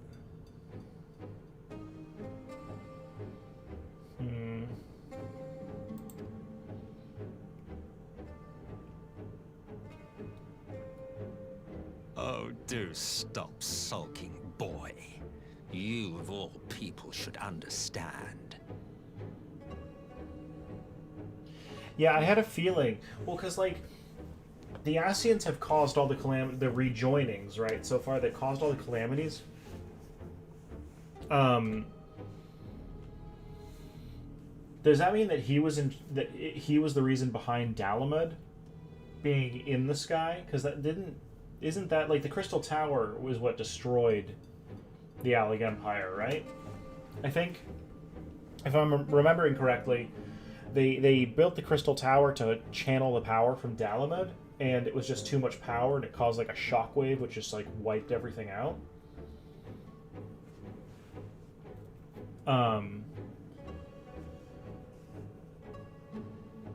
Which means he would have also been behind. What was the guy's name? The guy at the top of the Crystal Tower.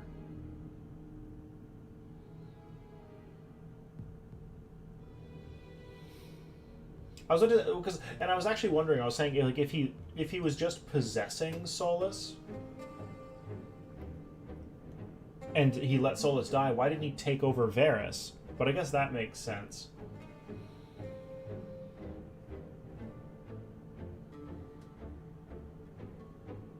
I guess we'll figure it all out. I'm asking a lot of questions. I'm like... Ours is a struggle to restore both mankind and the world to their rightful state. Viewed thus, our goals are one and the same.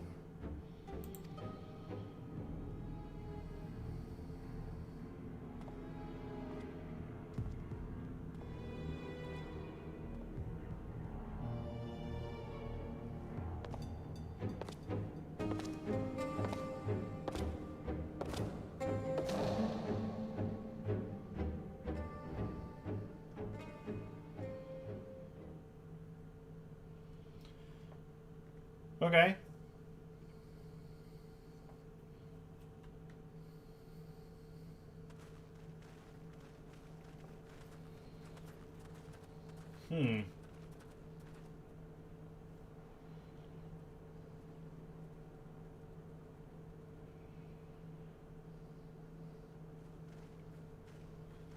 About time. I was wondering what had become of Alfino. What in the world?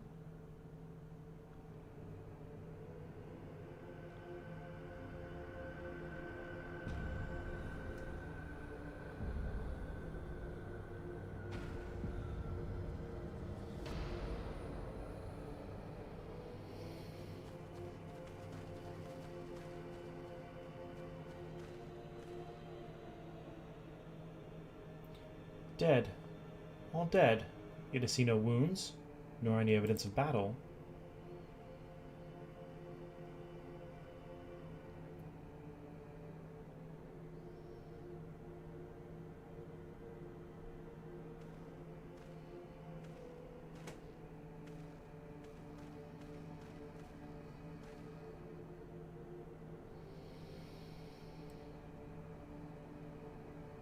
Damn them. They finally used it.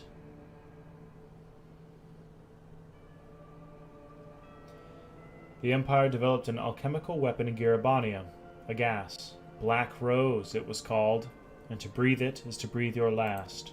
We've dealt with this before. And I did this? I thought the project abandoned and its vile fruit destroyed, but naught else could have wrought such an atrocity. Oh, texts.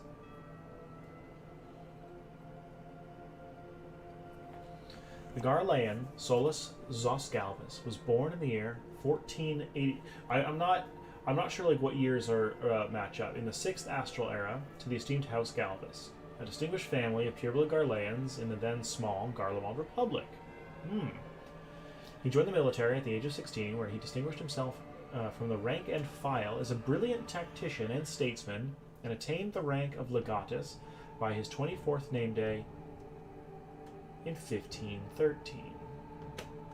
At some point before the founding of the Garlean Empire, Emmett Selch took over Solus' body, who would control it for the rest of his life. The exact time frame of the possession is unknown. Okay.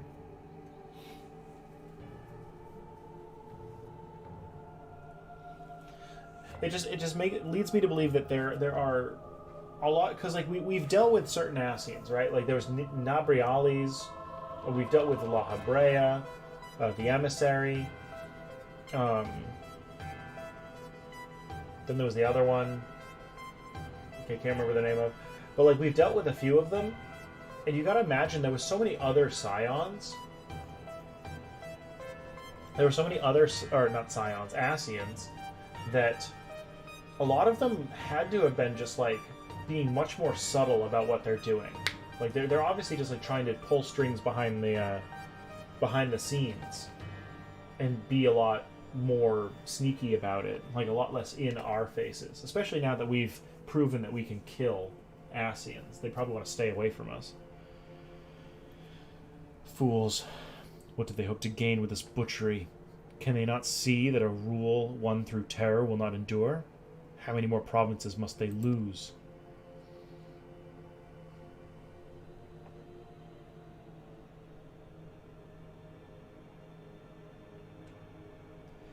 Nay, wait.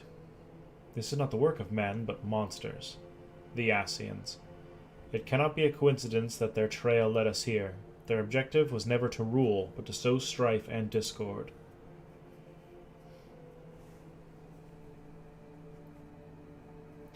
Such a crime does indeed bear the mark of the bringer of chaos.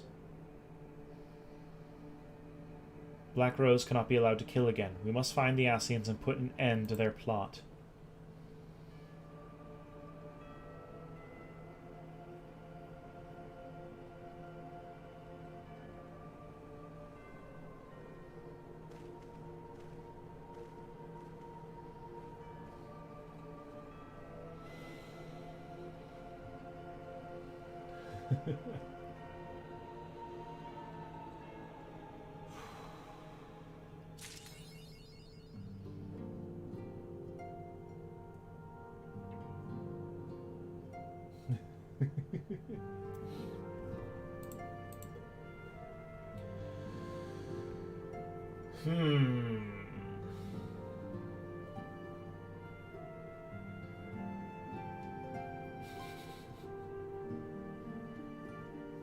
Well, onwards and upwards. Alize is at her wit's end. We going back to Matoya? She's another one of my favorite characters in this. I'm glad you've come, though I'm afraid there's little in the way of good news. After you left, we reached out to both the Alchemists Guild and Stillglade Fane and attempted all manner of treatments. But the results were always the same. Whatever the answer is, it's not alchemy or conjuring. Why did it have to be Y'shtola and Urianger and not me? Out of all of us, they are the ones who could feasibly have solved this puzzle. And Alphino's still missing. God, it's all going wrong. Where do we even start? A grave situation indeed. Might I be of some assistance?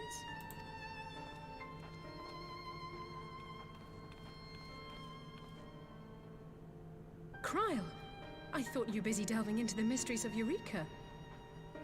This is slightly more important, I think. When word reached me of the plight of our friends, I could not well stay away. As a fellow scion, not to mention your erstwhile mentor, this is one of those times you should feel free to call on me, regardless of my personal circumstances. Yes, I should have thought of that.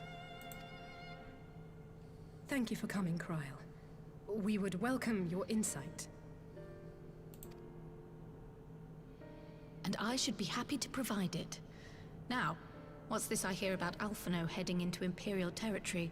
That boy always did have some funny ideas.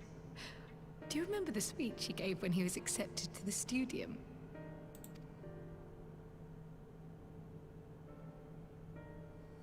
My life's goal is naught less than the salvation of this star. Just the... it's so good. It's so good. Man, I miss Alphino. It's been a long time.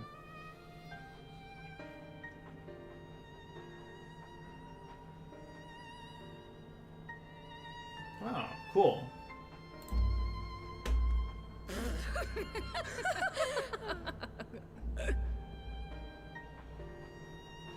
That particular grand pronouncement has been a source of great embarrassment to him, as you know.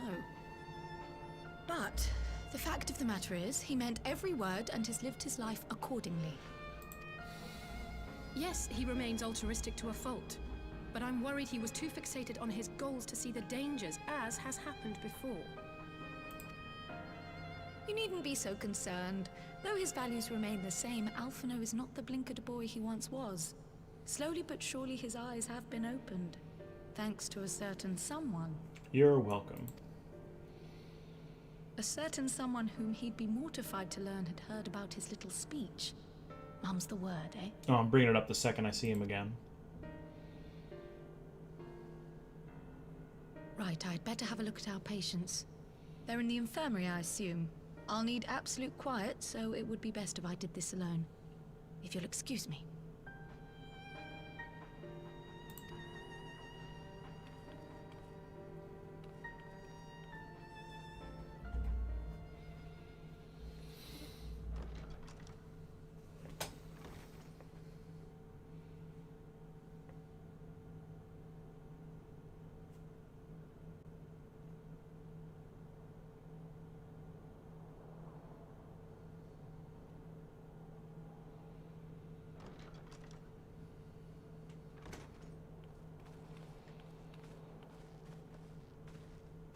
All three are in fine physical health. At a glance, I would say they were merely sound asleep. Except for the fact that I couldn't sense the slightest trace of them in their bodies. It's as if their souls have taken leave of their physical forms.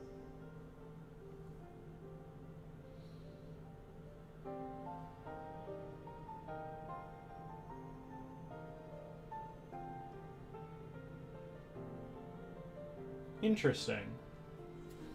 Silver Tear. Is it Silver Tear or Silver Tear? I always thought Silver Tear. Lake was the first origin of water. Or something. And then the source of magic. I have not done the Omega raids. We were actually we've been doing the city of Rabanaste.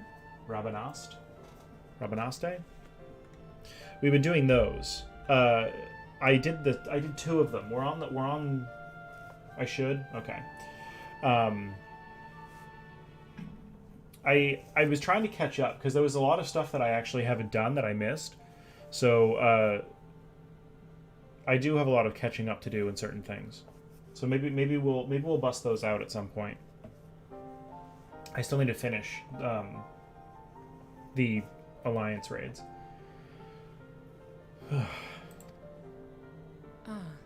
Yes. The Elder Seedseer made a similar observation. I've read the report. When you heard this mysterious voice, you described feeling as if you were somewhere else, yes? Well, it felt like when Heidelin talked to me, but it was very different.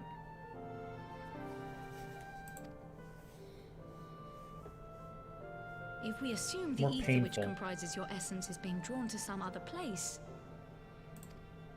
then it may be possible to follow the trail it leaves behind, just as we did in our search for Thancred. I wasn't around for that, but I can't imagine it was easy. Oh, it wasn't. But that's no reason not to try. I will have need of Master Matoya's crystal eye if I'm even to make the attempt. So, I suggest we pay her a visit. Oh, no, you stole it or rein her in this time.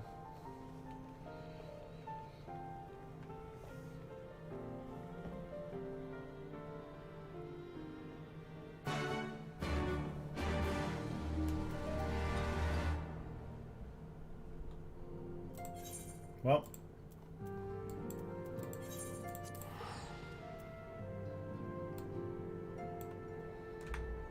Oh, damn. I pressed escape. No. Buttons. A lot of times I'll press escape to open all the windows, but it canceled my cast. Damn it.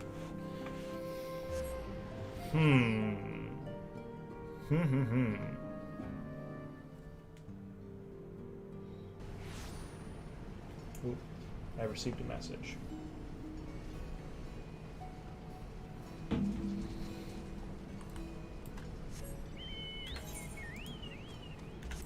Okay, so this is just very interesting. I'm really kind of like wondering where they're going to go with this.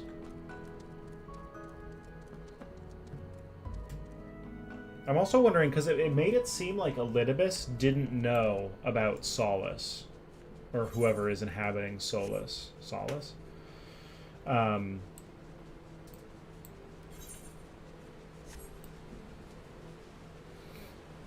But it would also really, I want to know, like obviously they're wanting to cause another calamity by, you know, sowing chaos and all that.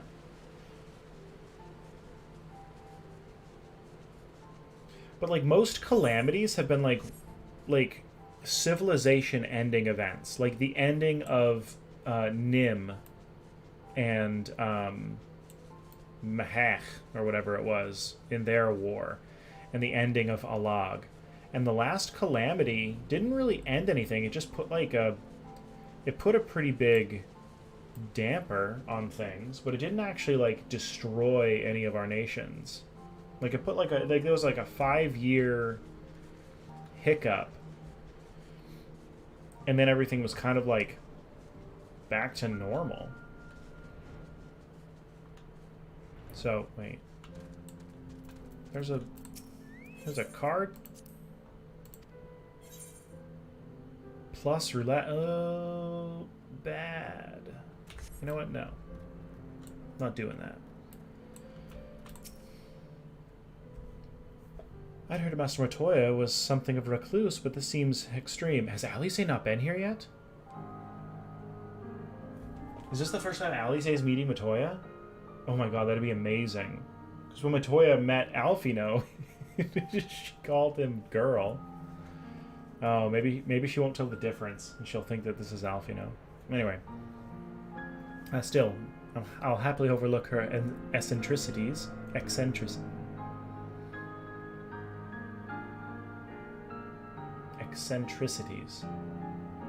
Yeah, sure. If she agrees to help us. I'd like think about that one.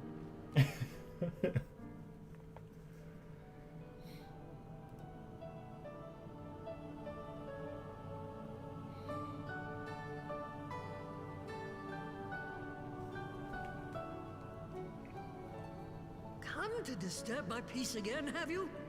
I hide myself away in a cave, and still you people insist on pestering me with your problems.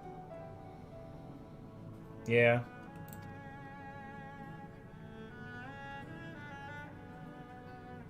Oh, I mistook you for young what's-his-name, but I see now you're the sister. Weren't you supposed to be the lively one? I've seen happier faces at a rain-sodden burial. Well, I'm sorry to dash your expectations, but the situation isn't exactly conducive to gaiety. Ha! That's more like it. Stoller used to spit and hiss like a wildcat too. Better for a young thing like you to be filled with fire and leave the doom and gloom to your elders. Now, what exactly does this tragic situation of yours have to do with me? God, I love Matoya. She's so good. This is another one of my favorite characters, is Matoya. They did her so well. She's just so sassy.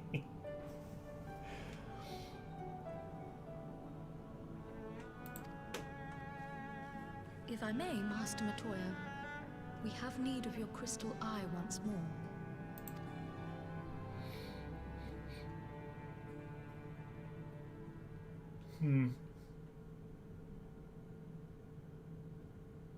And Stoller is one of the afflicted, is she? Very well. She may be an ungrateful stray, but she's my ungrateful stray, and I'll not see her buried before I am.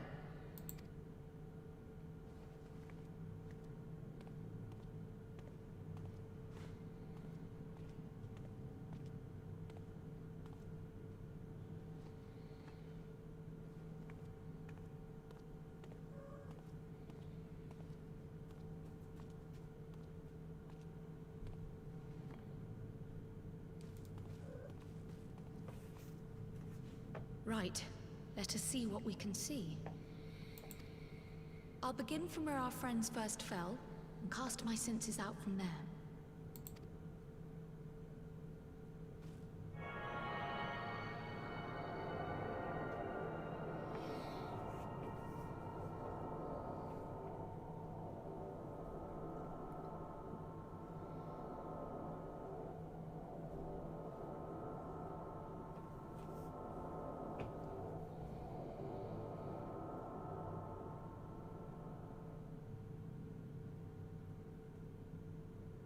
What is it?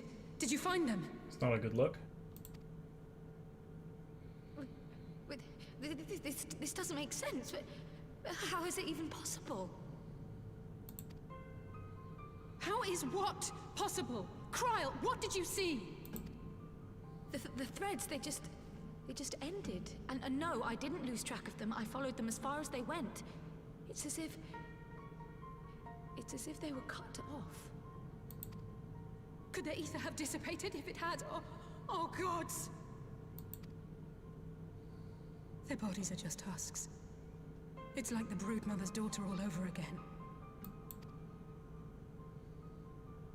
No, this is different. The Kalyana girl was already dead, body and soul, when Lakshmi effected her resurrection. Aye, let's not jump to conclusions. If their physical forms yet breathe and show no signs of wasting, then it follows that their souls must still be intact somewhere. But where? That's the question, isn't it, girl?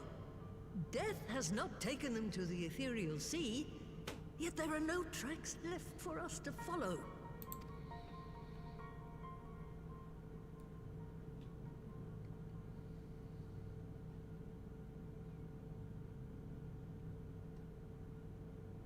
We're no closer to an answer than when we started. But knowing their souls are still out there is progress of a sort. We just have to keep looking. Pray, excuse me a moment. Yes? I remember, but... What, to Alamigo? We're on our way. That was Lise. Apparently, a group of Populares have defected to Alamigo, and Maxima, the envoy Alphino left with, is one of them. I'm sorry. I realize we've barely begun here, but... Go, child, go! You've made up your mind, and life's too short for dithering. I'll do some digging in the meantime and see if there isn't some other method we could use to continue the search. Let's be off then.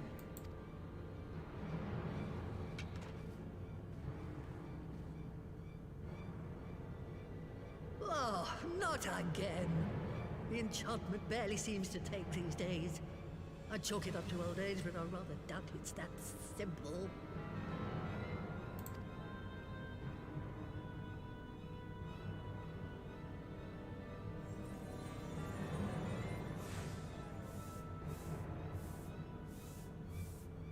Before they took ill, Y'shtola and Urianger were sharing notes on a thinning of the ether. It seems to be happening all over. Does it now? And here I was, all set to blame my woes on that creaking mountain of refuse clogging up the Thaliac. I fear something has gone awry. Still, there's naught to be gained from starting in shadows. You can only do what can be done, and that but one thing at a time.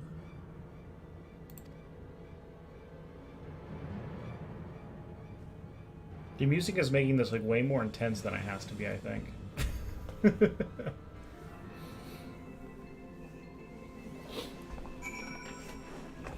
Okay. So back to Alamigo. So that was the woman who tamed Y'shtola. I had the distinct feeling of being grabbed by the scruff of the neck and having the nonsense shaken out of me. When Alphino is back, I'd like to visit again and ask her what tale she has of grandfather.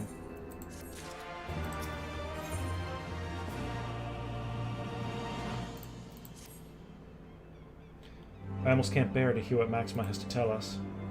But it can't be bad news, can it? At least would have said. Unless... there's no point speculating. Lise said she'd notified the gods of our coming, so we should head straight to the palace gate in the Alamigan Quarter. I'll be praying for good news. Learn what you can about Alphino's plight, and leave the search for our friend's lost souls to me.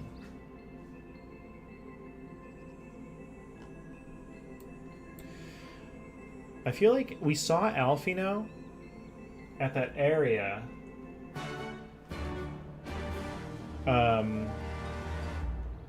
Which was like a wrecked town with a crystal, right? So, here, let's... Like, when we... here. This is, like, where they were, right? I think. Because I was wondering why there was a crystal here. But it was like a crystal in, like, a wrecked little city. Or little camp. And it kind of looked like where they were.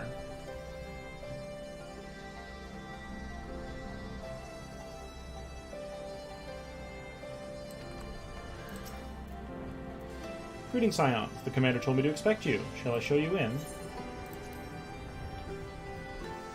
Whew. Nervous. Nervous about things. Hey, it's this guy.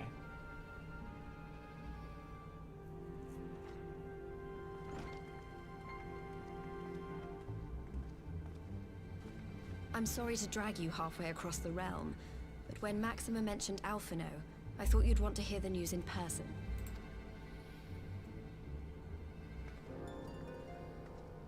Ah, we meet again. Though I was hoping our reunion would be under more auspicious circumstances. What happened to my brother? Where is Alphino? Never fear, my lady. Your brother was in fine health when I took my leave of him, and I have no reason to assume that has changed. You assume?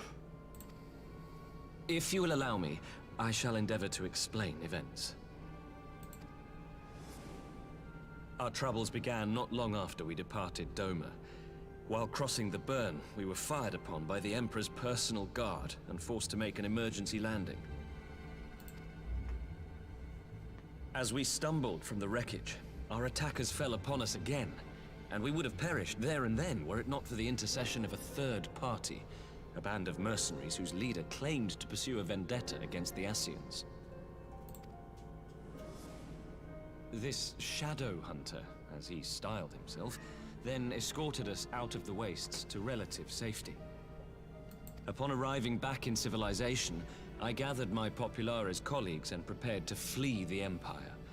Master Alphino, however, declined the invitation to join us, preferring to continue his investigation into the Ascian threat. He likes to do that. Well, at least he's not lying in a heap in the burn. Tell us more about these Ascian hunters. Who are they? And is Alphino still with them? He is. As to who they are, I'm afraid I have nothing to tell you. Beyond the fact that they root out and destroy Ascians, they were unwilling to divulge anything which might serve to identify them. They would not even reveal their next destination. But Master Alphino asked to accompany them all the same. Since parting company with your brother, we've been engaged in a game of cat and mouse with the Emperor's guard. We made our way through province after province, finding the army busy restoring order wherever we went, until we finally arrived here in Alamigo. I cannot thank Commander Aldin enough for giving us such an unexpectedly warm welcome. I'm not inclined to turn away refugees, no matter which land they call home. And if they can tell me how things lie in Garlemald, all the better. On that subject, there is much I would tell you. During the course of our journey, we heard tales that an entire rebel army had been slaughtered in the space of a single night. It would seem my former comrades grew tired of putting down uprisings in the conventional manner, and chose instead to bring a formidable new weapon to bear. Details were sparse, but the rumor alone was enough to dampen the flames of rebellion. I have also heard reports that several companies have withdrawn from their designated provinces and begun marching westward. It is my assessment that the Empire's forces are mobilizing for a large-scale military engagement. Westward? You mean they're getting ready to invade Alamigo? We knew this was coming, but not that it would be so soon. Well, this was like what Elidibus wanted. But Varys didn't want to force it, it seemed. Because he doesn't like the Ascians. We've barely even begun to shore up our defenses. They won't stop an invading army. No, they won't. Dispatch messengers to the Alliance leadership requesting reinforcements, and send word to our officers in the field to hasten completion of those border fortifications. Prepare to meet the Imperials head on! No matter how quickly we act, we still want for time. When the enemy comes into view, our best recourse will be to open negotiations with their commander, and see that the ensuing proceedings take as long as possible. Would you and Alize head to Doma and let Lord Hien know about this? I'm sure he'll want to hear about Alphino too. You want us to go all the way to Doma? Consider it done. We'll send word when... Damn it. Untold sorrow must be changed. Ahead looms a calamity. Eon become instant. Throw wide the gates. I'm saying throw wide the gates a lot.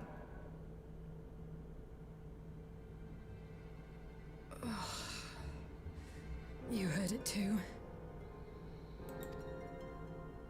Well, at least we're both still standing. Oh, thank the gods. I thought we'd lost you for a moment there. Why does this keep happening? I wish I knew. Nothing we've tried has brought us any closer to an answer. We'll keep working on it. But first, we need to go and see Lord Hien.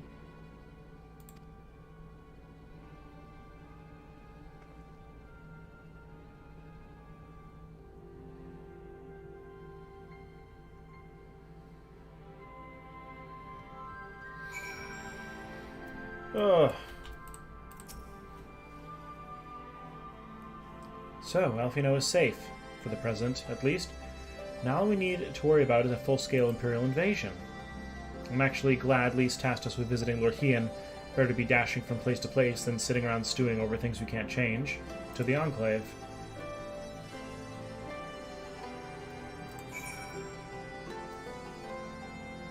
Go. Can we not? Can we not go to the Enclave from here? I could have sworn we used to be able to go to the Enclave from here. Because it's hard to click on it. I guess it's not that hard, but...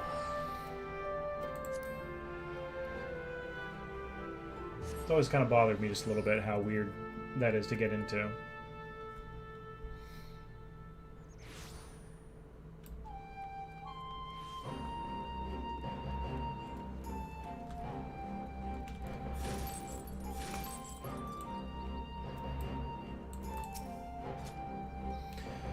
I see you have tidings for Lord Hien. May I show you in? Yes. Okay. So, things are escalating. Very quickly.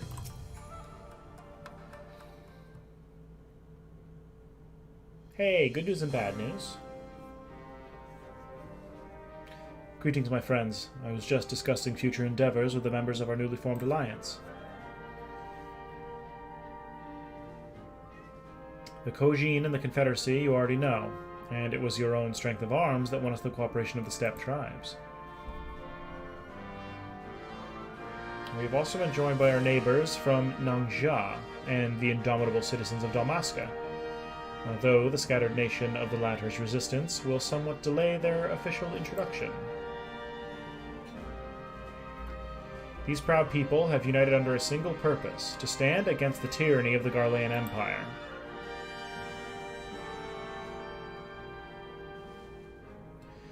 I'm glad to see your alliance is coming together so swiftly. As things stand, I fear we shall soon have need of your strength.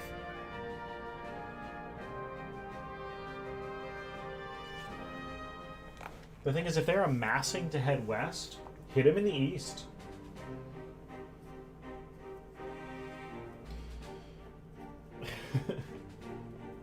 You know, show them that they can't amass their army. Kitty. Every report we received from our shinobi indicates a massing of troops in the western provinces. It seems all but certain that the Empire is poised to bring its fist down upon Eorzea. And I would help deflect that blow, but I cannot risk sending reinforcements just yet. We will remain vulnerable to airborne assault until our wall in the burn is in place. The all-important Allegan energy barrier. The energy barrier, yes. I thought to call it something more auspicious. A name drawn from the four lords of legend, perhaps Cyru's Aegis or some such. Well, it's just a thought. Hey, I know them. I actually hang out with those guys. The Ironworks engineers report that they have finished calibrating the generators and are ready to proceed with the testing stage. Have you time to attend the first test? You've seen the field work which protected Azisla firsthand, and I would be interested to hear how you think ours compares.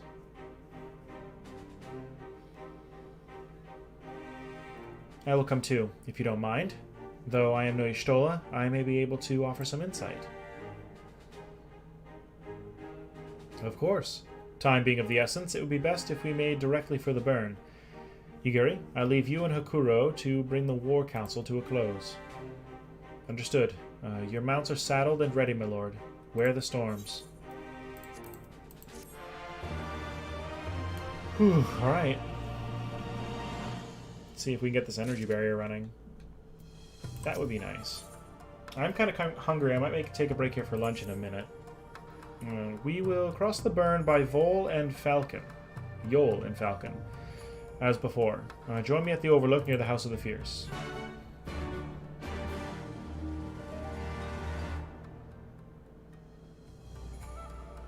Will do. Whew. This is like, everything's getting much more tense.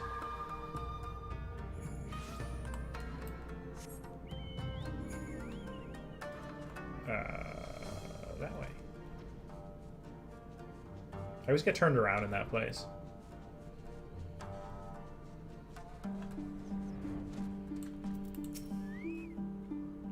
Give the word when you're ready to take wing. Let's go.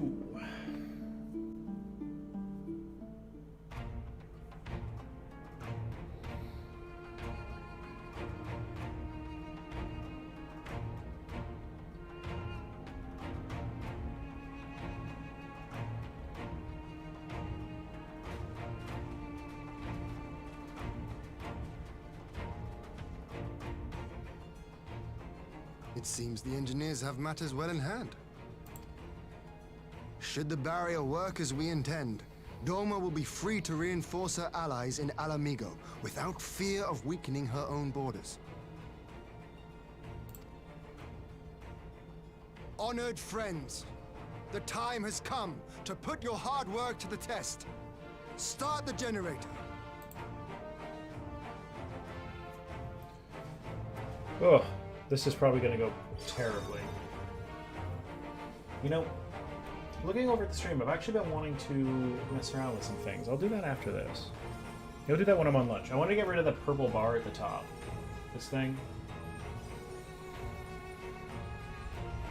It's kind of distracting, I think. And I don't think it actually stays up to date. But hey, look at that. Node 1 is operational. Nodes 2 to 8 are reporting similar energy levels. The barrier is forming.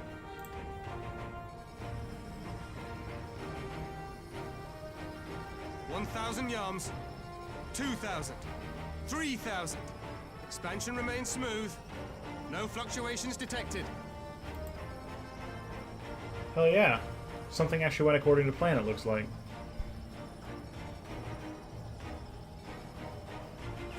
$4,000, 5,000. Target altitude reached. The barrier is holding steady at 5,000 yards. We've done it. What a crazy undertaking.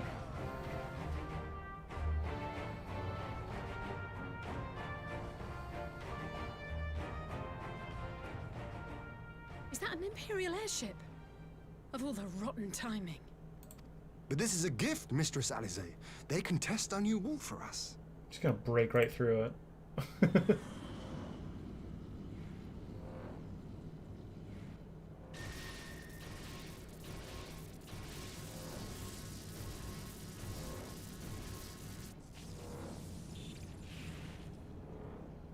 Seems solid enough, though I was hoping for a fireball.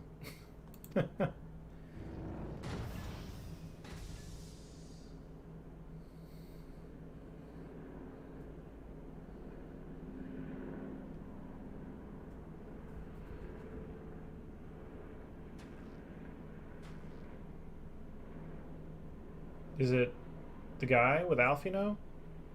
Yeah. What happened to him? By the gods. It's Alphino.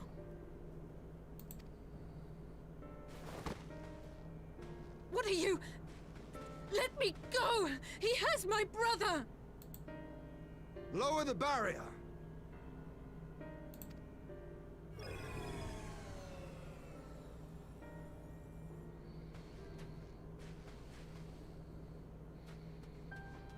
You think that they could make like a little small doorways instead of having to lower the whole barrier?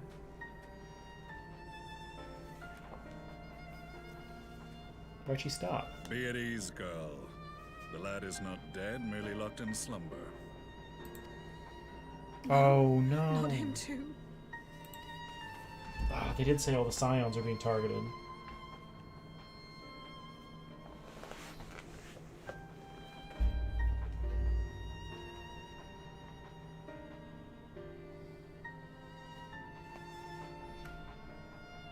We could identify no cause and found no remedy. Thus I sought to return him to Doma, and into the arms of Lord Hien himself, it would seem. It is a day for fated reunions. Would you not agree, adventurer? Or should I address you as the Warrior of Light? Yeah, people call me both.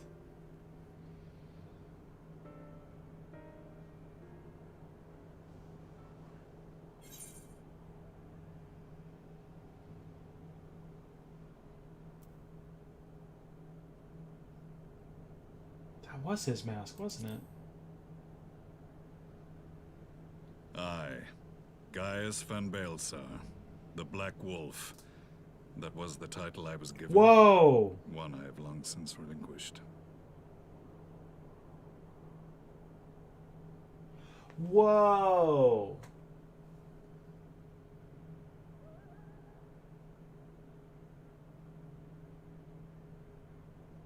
Dude, I beat your ass.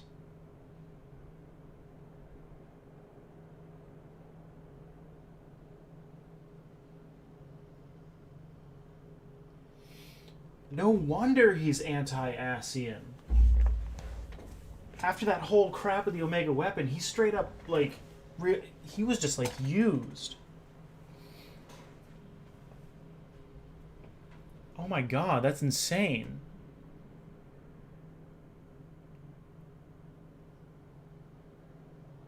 I had no idea.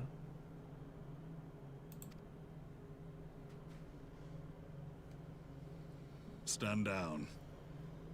The legatus of the 14th Imperial Legion died in Castrum Meridianum. I am no more than Gaius Baelsar, a man without rank or allegiance. Impossible. There's no way you could have survived. Do you remember how it unfolded? There was an explosion. How I was deceived by La Habrea? Mm-hmm. How I was convinced that reviving the Ultima weapon would allow me to bring peace to Eorzea? The Ascian used me, as he used so many others, all to further the restoration of his wretched god. Yet even with the might of Alec at my command, you bested me.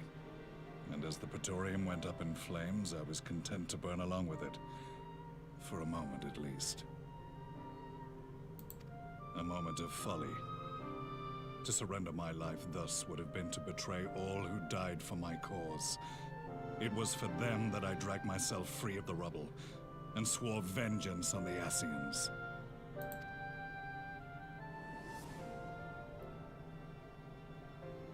Now, he's got the sword. Why did I not realize that?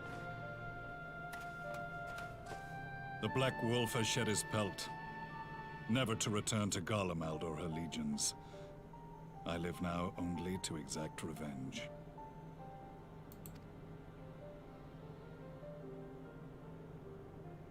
My principal quarry was to be La Habrea, whom I gather you have since ushered into oblivion. You are welcome for that. But so many more remain. Long as their kind lurked in the shadows, laboring to sow chaos throughout our world. I would see each and every one dragged into the light and put to the sword.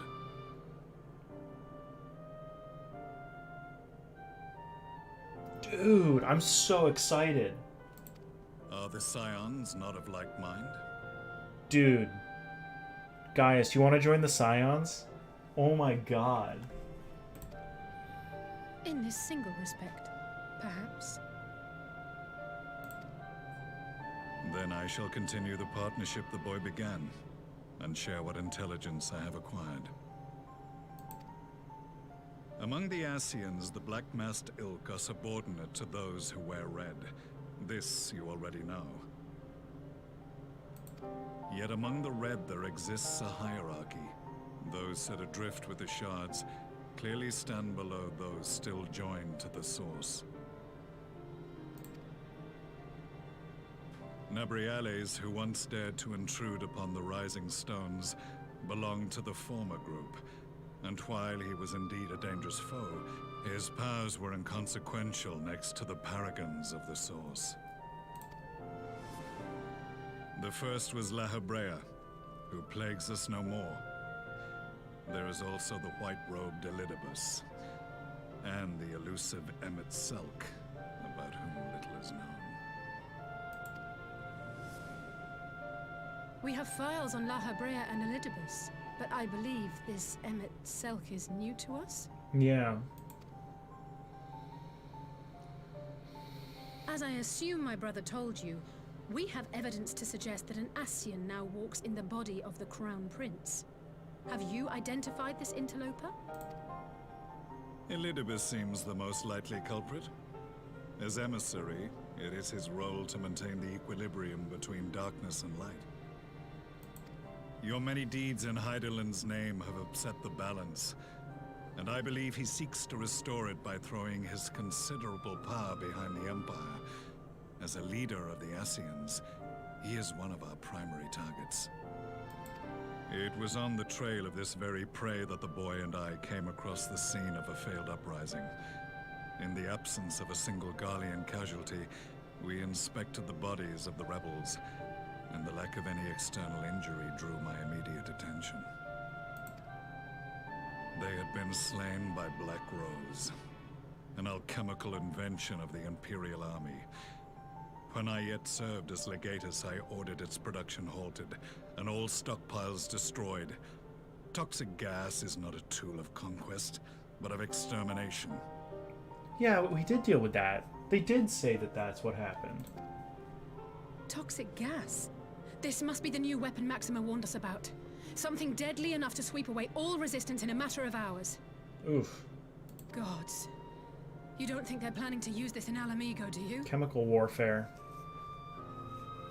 Just like, how could you even think? Like, how could anyone be on board with that? Put your fears to rest. We infiltrated the production facility and destroyed all existing stores of the chemical along with the plant itself. Even should they rebuild the operation, they will not soon manufacture another batch. Regardless, I would draw your attention to a directive we discovered in the plant's records. The document was marked with a recent date and authorized with the signature of one Zeno Ciegalvus.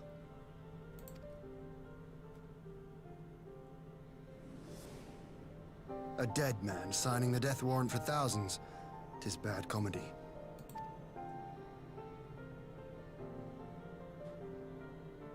But the tale does not end there.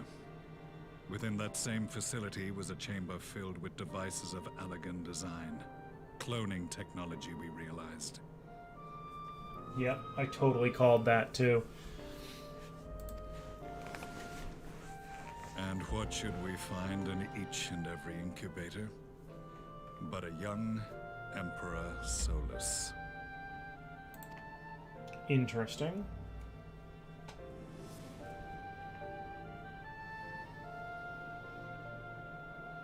All of which prompts the question, were the Ascians responsible for these abominations? Or was it the will of the Emperor? Well, we know it's the Ascians. They do not. I must know which hand guides the Empire. Though I have given up my rank, I am yet a son of Garlemald, and I will fight for the future of my homeland.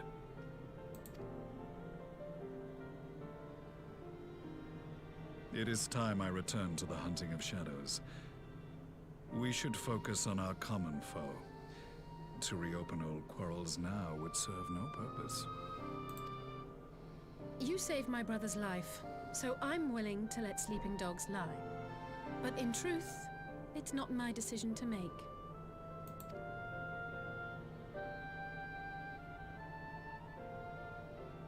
It's my decision?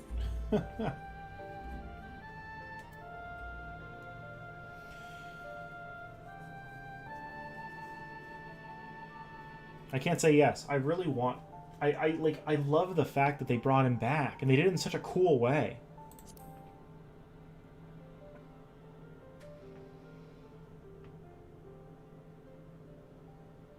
There was a time when I scorned those who placed their faith in false gods, even as I, in my blinkered conviction, place mine in Ascian promises. Unlike yours, my strength of will and my restraint was found wanting. We shall meet again, warrior of light. Dude. The last few cutscenes have been so intense. So that was the infamous Black Wolf. An unexpected ally, to say the least. Ezra. Hello, welcome. Well, I am content to leave the fine-tuning of the barrier to cleverer minds. Let us bid our friends from the Ironworks farewell, and see what can be done for Alphinaud back in Dorma. I can't believe that they just went with that.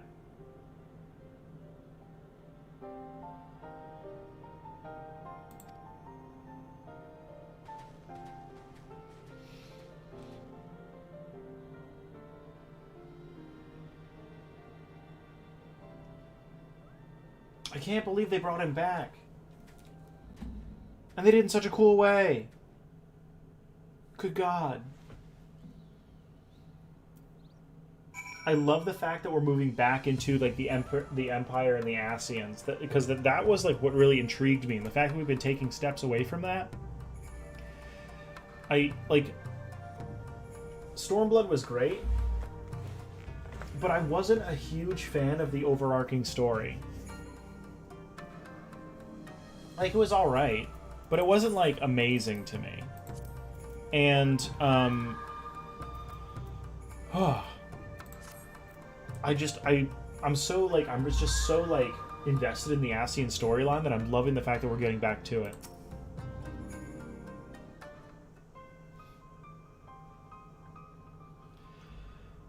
Alphinaud is safely ensconced in a private chamber.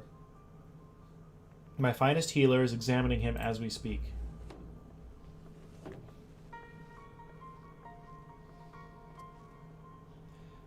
I've spoken with a physician, and there is no outward signs of illness. Alphinaud is lost in a sleep from which he cannot be awoken, just like the others.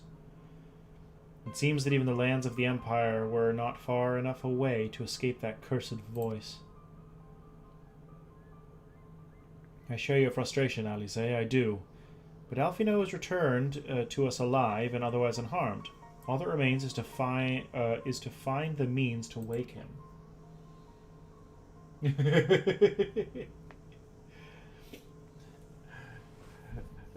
Tsukuyomi was awesome. I'm a huge. I did love the whole like what they did with Gosetsu and Yotsuyo. I did enjoy their storylines, but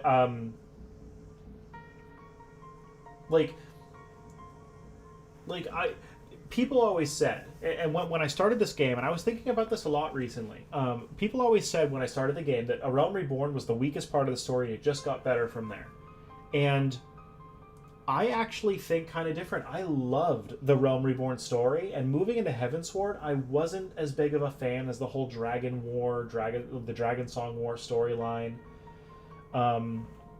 It was good. I'm not saying it was bad, but I think I was more a fan of how much the Realm Reborn story made me think about it. It made me theorize and think about what was going on and all this stuff. And the Dragonsong War and the revolution in Doma and Girabania, both of those storylines didn't really... Like, they were very straightforward. The storylines were very straightforward and to the point, and they weren't bad storylines, but there was a lot less making me think and theorize, and like there was a lot less mystery to them, I think. So personally, I would rate Realm Reborn currently above, storyline wise, above Heavensward and Stormblood, just as it currently stands. I just think that like that whole like the overarching story, I think it also feels like the stakes are higher, because in A Realm Reborn you're dealing with the Ascians and summoning and the end of worlds, not just the end of Eorzea, you know, not the end of the Scions. You're talking about the end of like not only your world but the end of all worlds, like everything being blinked out of existence and devoured by pure darkness or pure light or whatever's happening. And that's like an existential threat that is just so incredibly above like a single person that it just feels overwhelming. And trying to push your way through that story and feeling like you're making progress on that makes you feel godlike, because it makes you feel like you're more than just a single like a person doing what a person can do. And then moving into stories with Heavensward and Stormblood, it definitely felt like it took a step back to more problems rooted in the human condition, like problems rooted in like wars and things that normal people can deal with, and it made me feel a lot less godlike, which isn't, you know, a bad thing. It definitely like brought me back down to earth, or back down to Eorzea, or back down to Hydaelyn. You know, it brought me definitely pulled me back from that feeling of like existential like nervousness that if I didn't solve the problem, that everything would be destroyed, like blinked out of existence, consumed by light and darkness. So while I do enjoy Hien, I love Gosetsu and Yatsuyo, I really enjoyed Americ and his storyline. I really loved Estinian's storyline. I love how he came back as like to help us out in Stormblood. And I'm loving the characters. I'm thinking that as far as stories go, if I have to put one above another, I would put The Realm Reborn and this little bit of story here in Stormblood. I'd have to put them above Heavensward and the rest of Stormblood. But yeah, no, I'm definitely like, because I'm immediately feeling that tension again. Once the Ascians are brought back up, we're dealing with the Empire again, and we're dealing with this whole blinking out of existence nonsense. And I kind of got a little bit of that when the Warriors of Darkness were a thing. And I think this was end of Heavensward, right? Yeah. When the Warrior of Darkness got involved, it was kind of like bringing me back to that. I was like, ooh, and I got really excited, and I had that tenseness happening that was really like, because they're talking about how like the Warriors of Darkness brought up the fact that like, yeah, the things you're doing are bad. What you're doing is going to cause your world to be consumed by light and destroyed, just like ours. And that kind of gave me that like, oh, like the stakes are higher than just Doma's independence, than Girabania's independence and Alamigo's independence. And, you know, the Dragonsong War and Ishgard getting destroyed by dragons. You know, like the stakes went above that again. And I think that there's a certain level of like excitement that I get from feeling like, and Final Fantasy games always kind of do this too. Final Fantasy games have this really nice pacing of putting you in a situation where you're like, where you're like you're saving your town, or you're just a guy, or like a gal, and you're just trying to survive or saving your town, or you're it's very small scale, and then things slowly escalate until you're saving the world at the end of the game. Final Fantasy games are very good at doing this. The storytellers for Final Fantasy, they've definitely found a good way to pace out a story. And going through an MMO with multiple expansions, I can definitely see them kind of trying to pick and choose when do you, like, how do you deal with the pacing, right? Like, how do you deal with that crescendo as you hit the end of an expansion versus the build up to a new expansion, and then the storylines. But like, yeah, I'm definitely starting to feel that tenseness again. I'm starting to feel that creeping dread start to come in of like, oh, the stakes are getting high now. Especially now that all my fellow Scions have started to go down. They've started to fall over and be asleep, but their souls aren't with them anymore. And like, how do I solve this problem? Because this problem is just so monumental. If I don't solve this problem correctly, all of my friends who I've had for the entirety of this game could be dead. And it's just like, and to mix with that, if I don't solve this problem correctly, everyone dies. So it's more personal, but also still huge. Anyway, rant over. Until then, you can but fulfill your duties as a Scion, yours and your brother's both. You're right, of course. There are arrangements to be made, and little time to make them. To business, then. I like that little bit of music in the background, so I had to keep it going. It's that like the mystery Asian, like, what's going on music. To business, then, my lord. Now that we know Seiryu's wall works as intended, can we expect reinforcements for Alamigo? I'm going to say Seiru. That's what I'm going to say. Seiryu's wall. Can we expect reinforcements for Alamigo? You most certainly can. As promised, we will send troops to bolster our allies in Eorzea without delay. Pray be aware, however, that they will not arrive without delay. Save for some few who boast teleportation magics, the bulk of our force must be transported by sea. A lengthy voyage for which the smaller vessels favored by the Confederacy are ill-equipped. Accordingly, I mean to enlist the assistance of the East Aldenard Trading Company in finding suitable ships. As for navigating the distance, we are in the happy position of being able to call upon those who plotted the course of my people's exodus to Eorzea. Beyond the procurement of ships, I think it unlikely that our East Aldenard friends will consent to any involvement in military operations. But I am certain that they will afford Alfino a berth aboard one of their vessels. I shall have a chirurgeon, I think is how they pronounce that, accompany him every ilm of the way to the Rising Stones. You have my thanks, Lord Hien. Yugiri. I will go on ahead with our friends to Alamigo.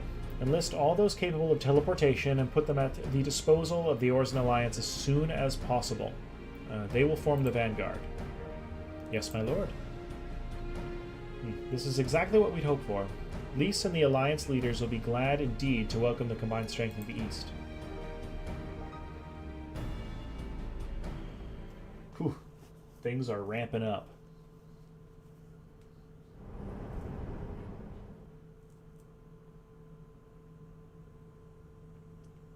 Meanwhile, didn't they shut this down? Or didn't Gaius say he shut this down? Which, by the way, it still blows my mind that they brought him back.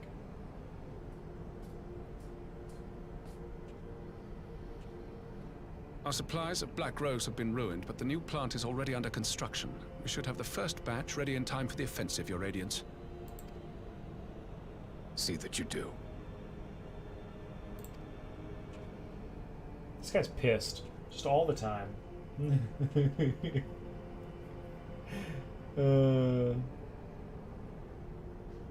Ah, yes, the infamous Black Rose. If I recall correctly, Gaius did not much care for the invention. God, this guy. they've slowly been ramping up their facial expressions technology. So people have slowly started to get more and more crazy facial expressions. So you have like people like Varys over there, who's just like, he's got the one like, and then there's this guy who's just all over the place, and he looks crazy because of it. That's why Xenos seemed so like cold and distant, because he A just ruthless and indiscriminate weapon indeed, this airborne poison. It seems you are capable of making decisions worthy of your bloodline. God, this guy's such a dick. With no gift for sorcery, we Garleans must look to Magitech to even the odds. If it spares the needless deaths of our soldiers and serves the cause of this empire, there is no method I would not employ. Emmy! Thanks for the sub! 4 months now. Thumbs up. Love you. Aw. Thanks so much.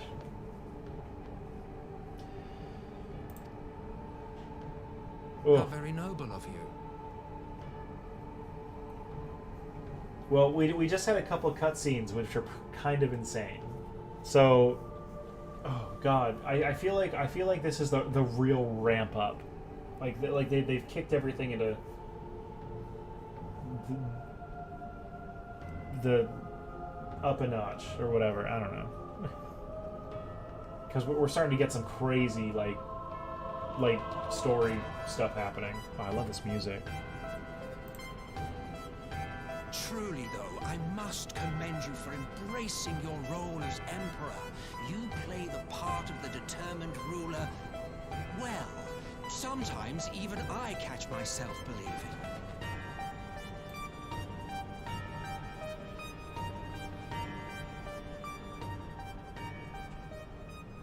A silent agent of death.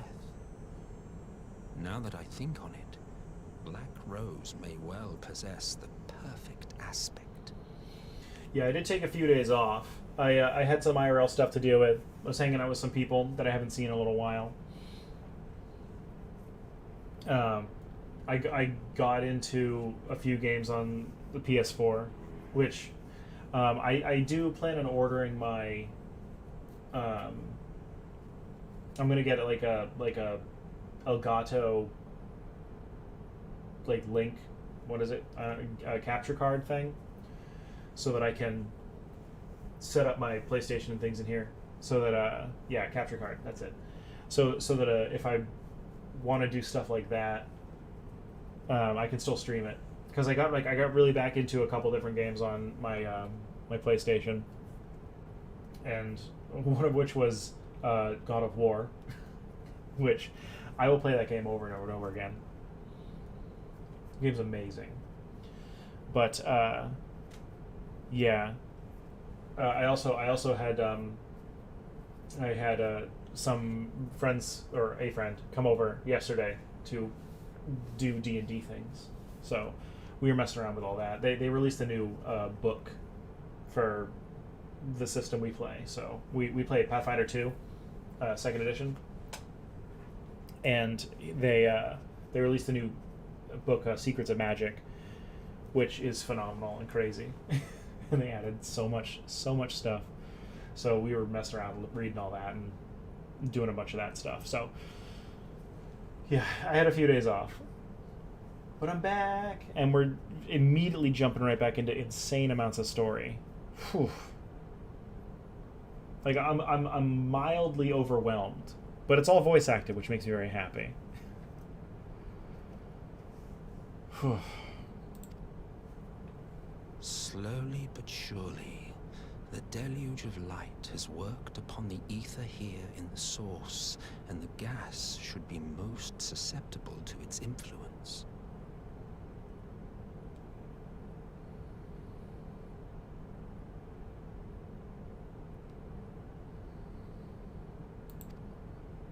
Well, I shall leave you to your own devices. Go forth and bloody the land with your grand and glorious war.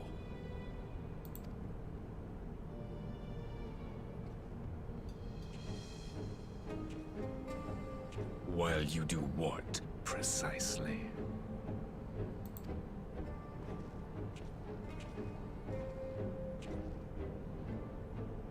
Need you ask? I will be doing what all Ascians do. I am well aware that your kind exists only to usher in the next calamity. But you seem oblivious to the harm your singular agenda causes to the Empire. You cannot have forgotten the events which followed your mortal demise.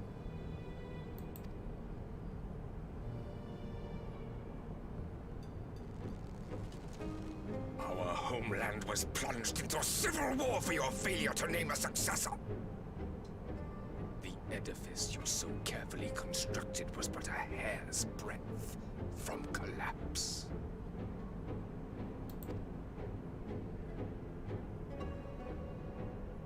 Are you truly so naive? You thought me oblivious to the consequences of a departure so painstakingly timed? It was by design? He's a dick. Well, of course it was. Though I will admit the resulting panic exceeded even my wildest expectations. But how can you be surprised? Throwing the world into disarray was the very purpose for which this nation was, as you say, so carefully constructed.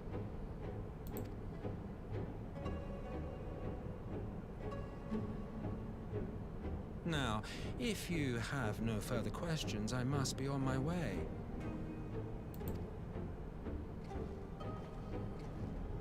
Since we may not meet again in this lifetime, it would be remiss of me not to offer a word or two of gratitude. I really must thank you for this surplus of vessels. I can mold any host into my own image, but having bodies tailor-made for me in this fashion is so much less tiresome.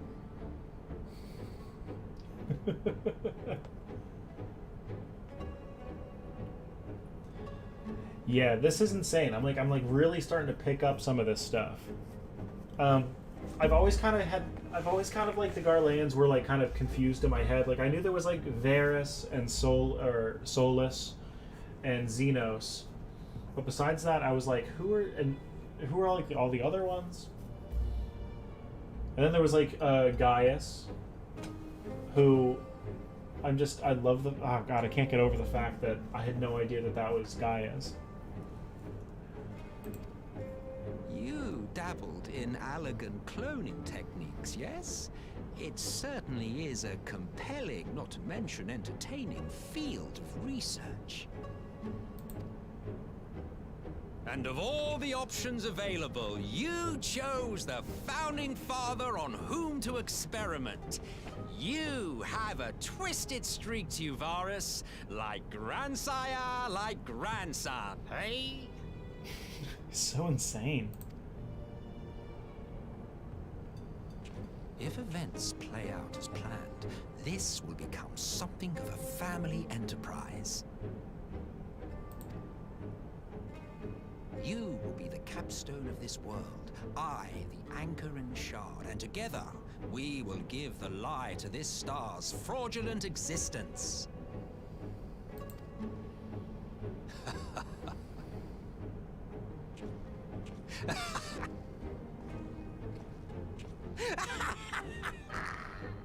Incredibly insane.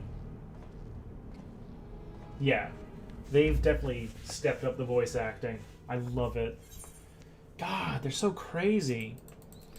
Like, I love the fact, and I started bringing this up, I love the fact that they've done so much with facial expression that they make some of the characters so crazy off the wall, like with their crazy, and then some characters, like Varys, are so stone-faced that, like, they almost look more evil for the fact that they're not animated. And that's why Xenos was so creepy. It's because of his lack of emotion and lack of facial expressions. It was just so, like, unsettling. Hey, parlay on the front lines. That sounds like a terrible idea. We must leave now to convene with Eorzea's leaders. Hi, kitty. I know, you need attention. And it may be some time before I return to Doma. Hakuro, I leave you in command. My lord. I shall assemble an advance party with all haste and join you in Alamigo forthwith. I've just received word from Lys. The Alliance has established a base camp near Alamigo's northeastern border. Once we've arrived in the locks, we're to report to a resistance officer stationed in Porta Praetoria, who will point us in the right direction. Let's not keep them waiting. Whee! Oh. Still have these to do. I did say I was going to take a small break for lunch.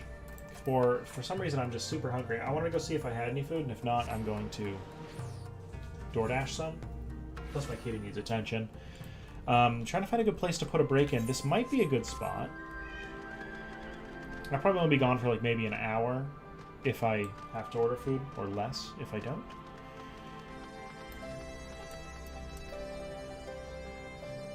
So why don't we do that, actually? It sounds like not a terrible idea. Yeah, I'm gonna put a small break in here while I get some food. It's just my stomach's actually been growling so loud. I think it's actually being picked up on the mic, which is insane. But yeah, so thanks for hanging out, everybody, and I'll see you all in like an hour. We'll say an hour, hopefully, maybe. I'm not sure. We'll see. Either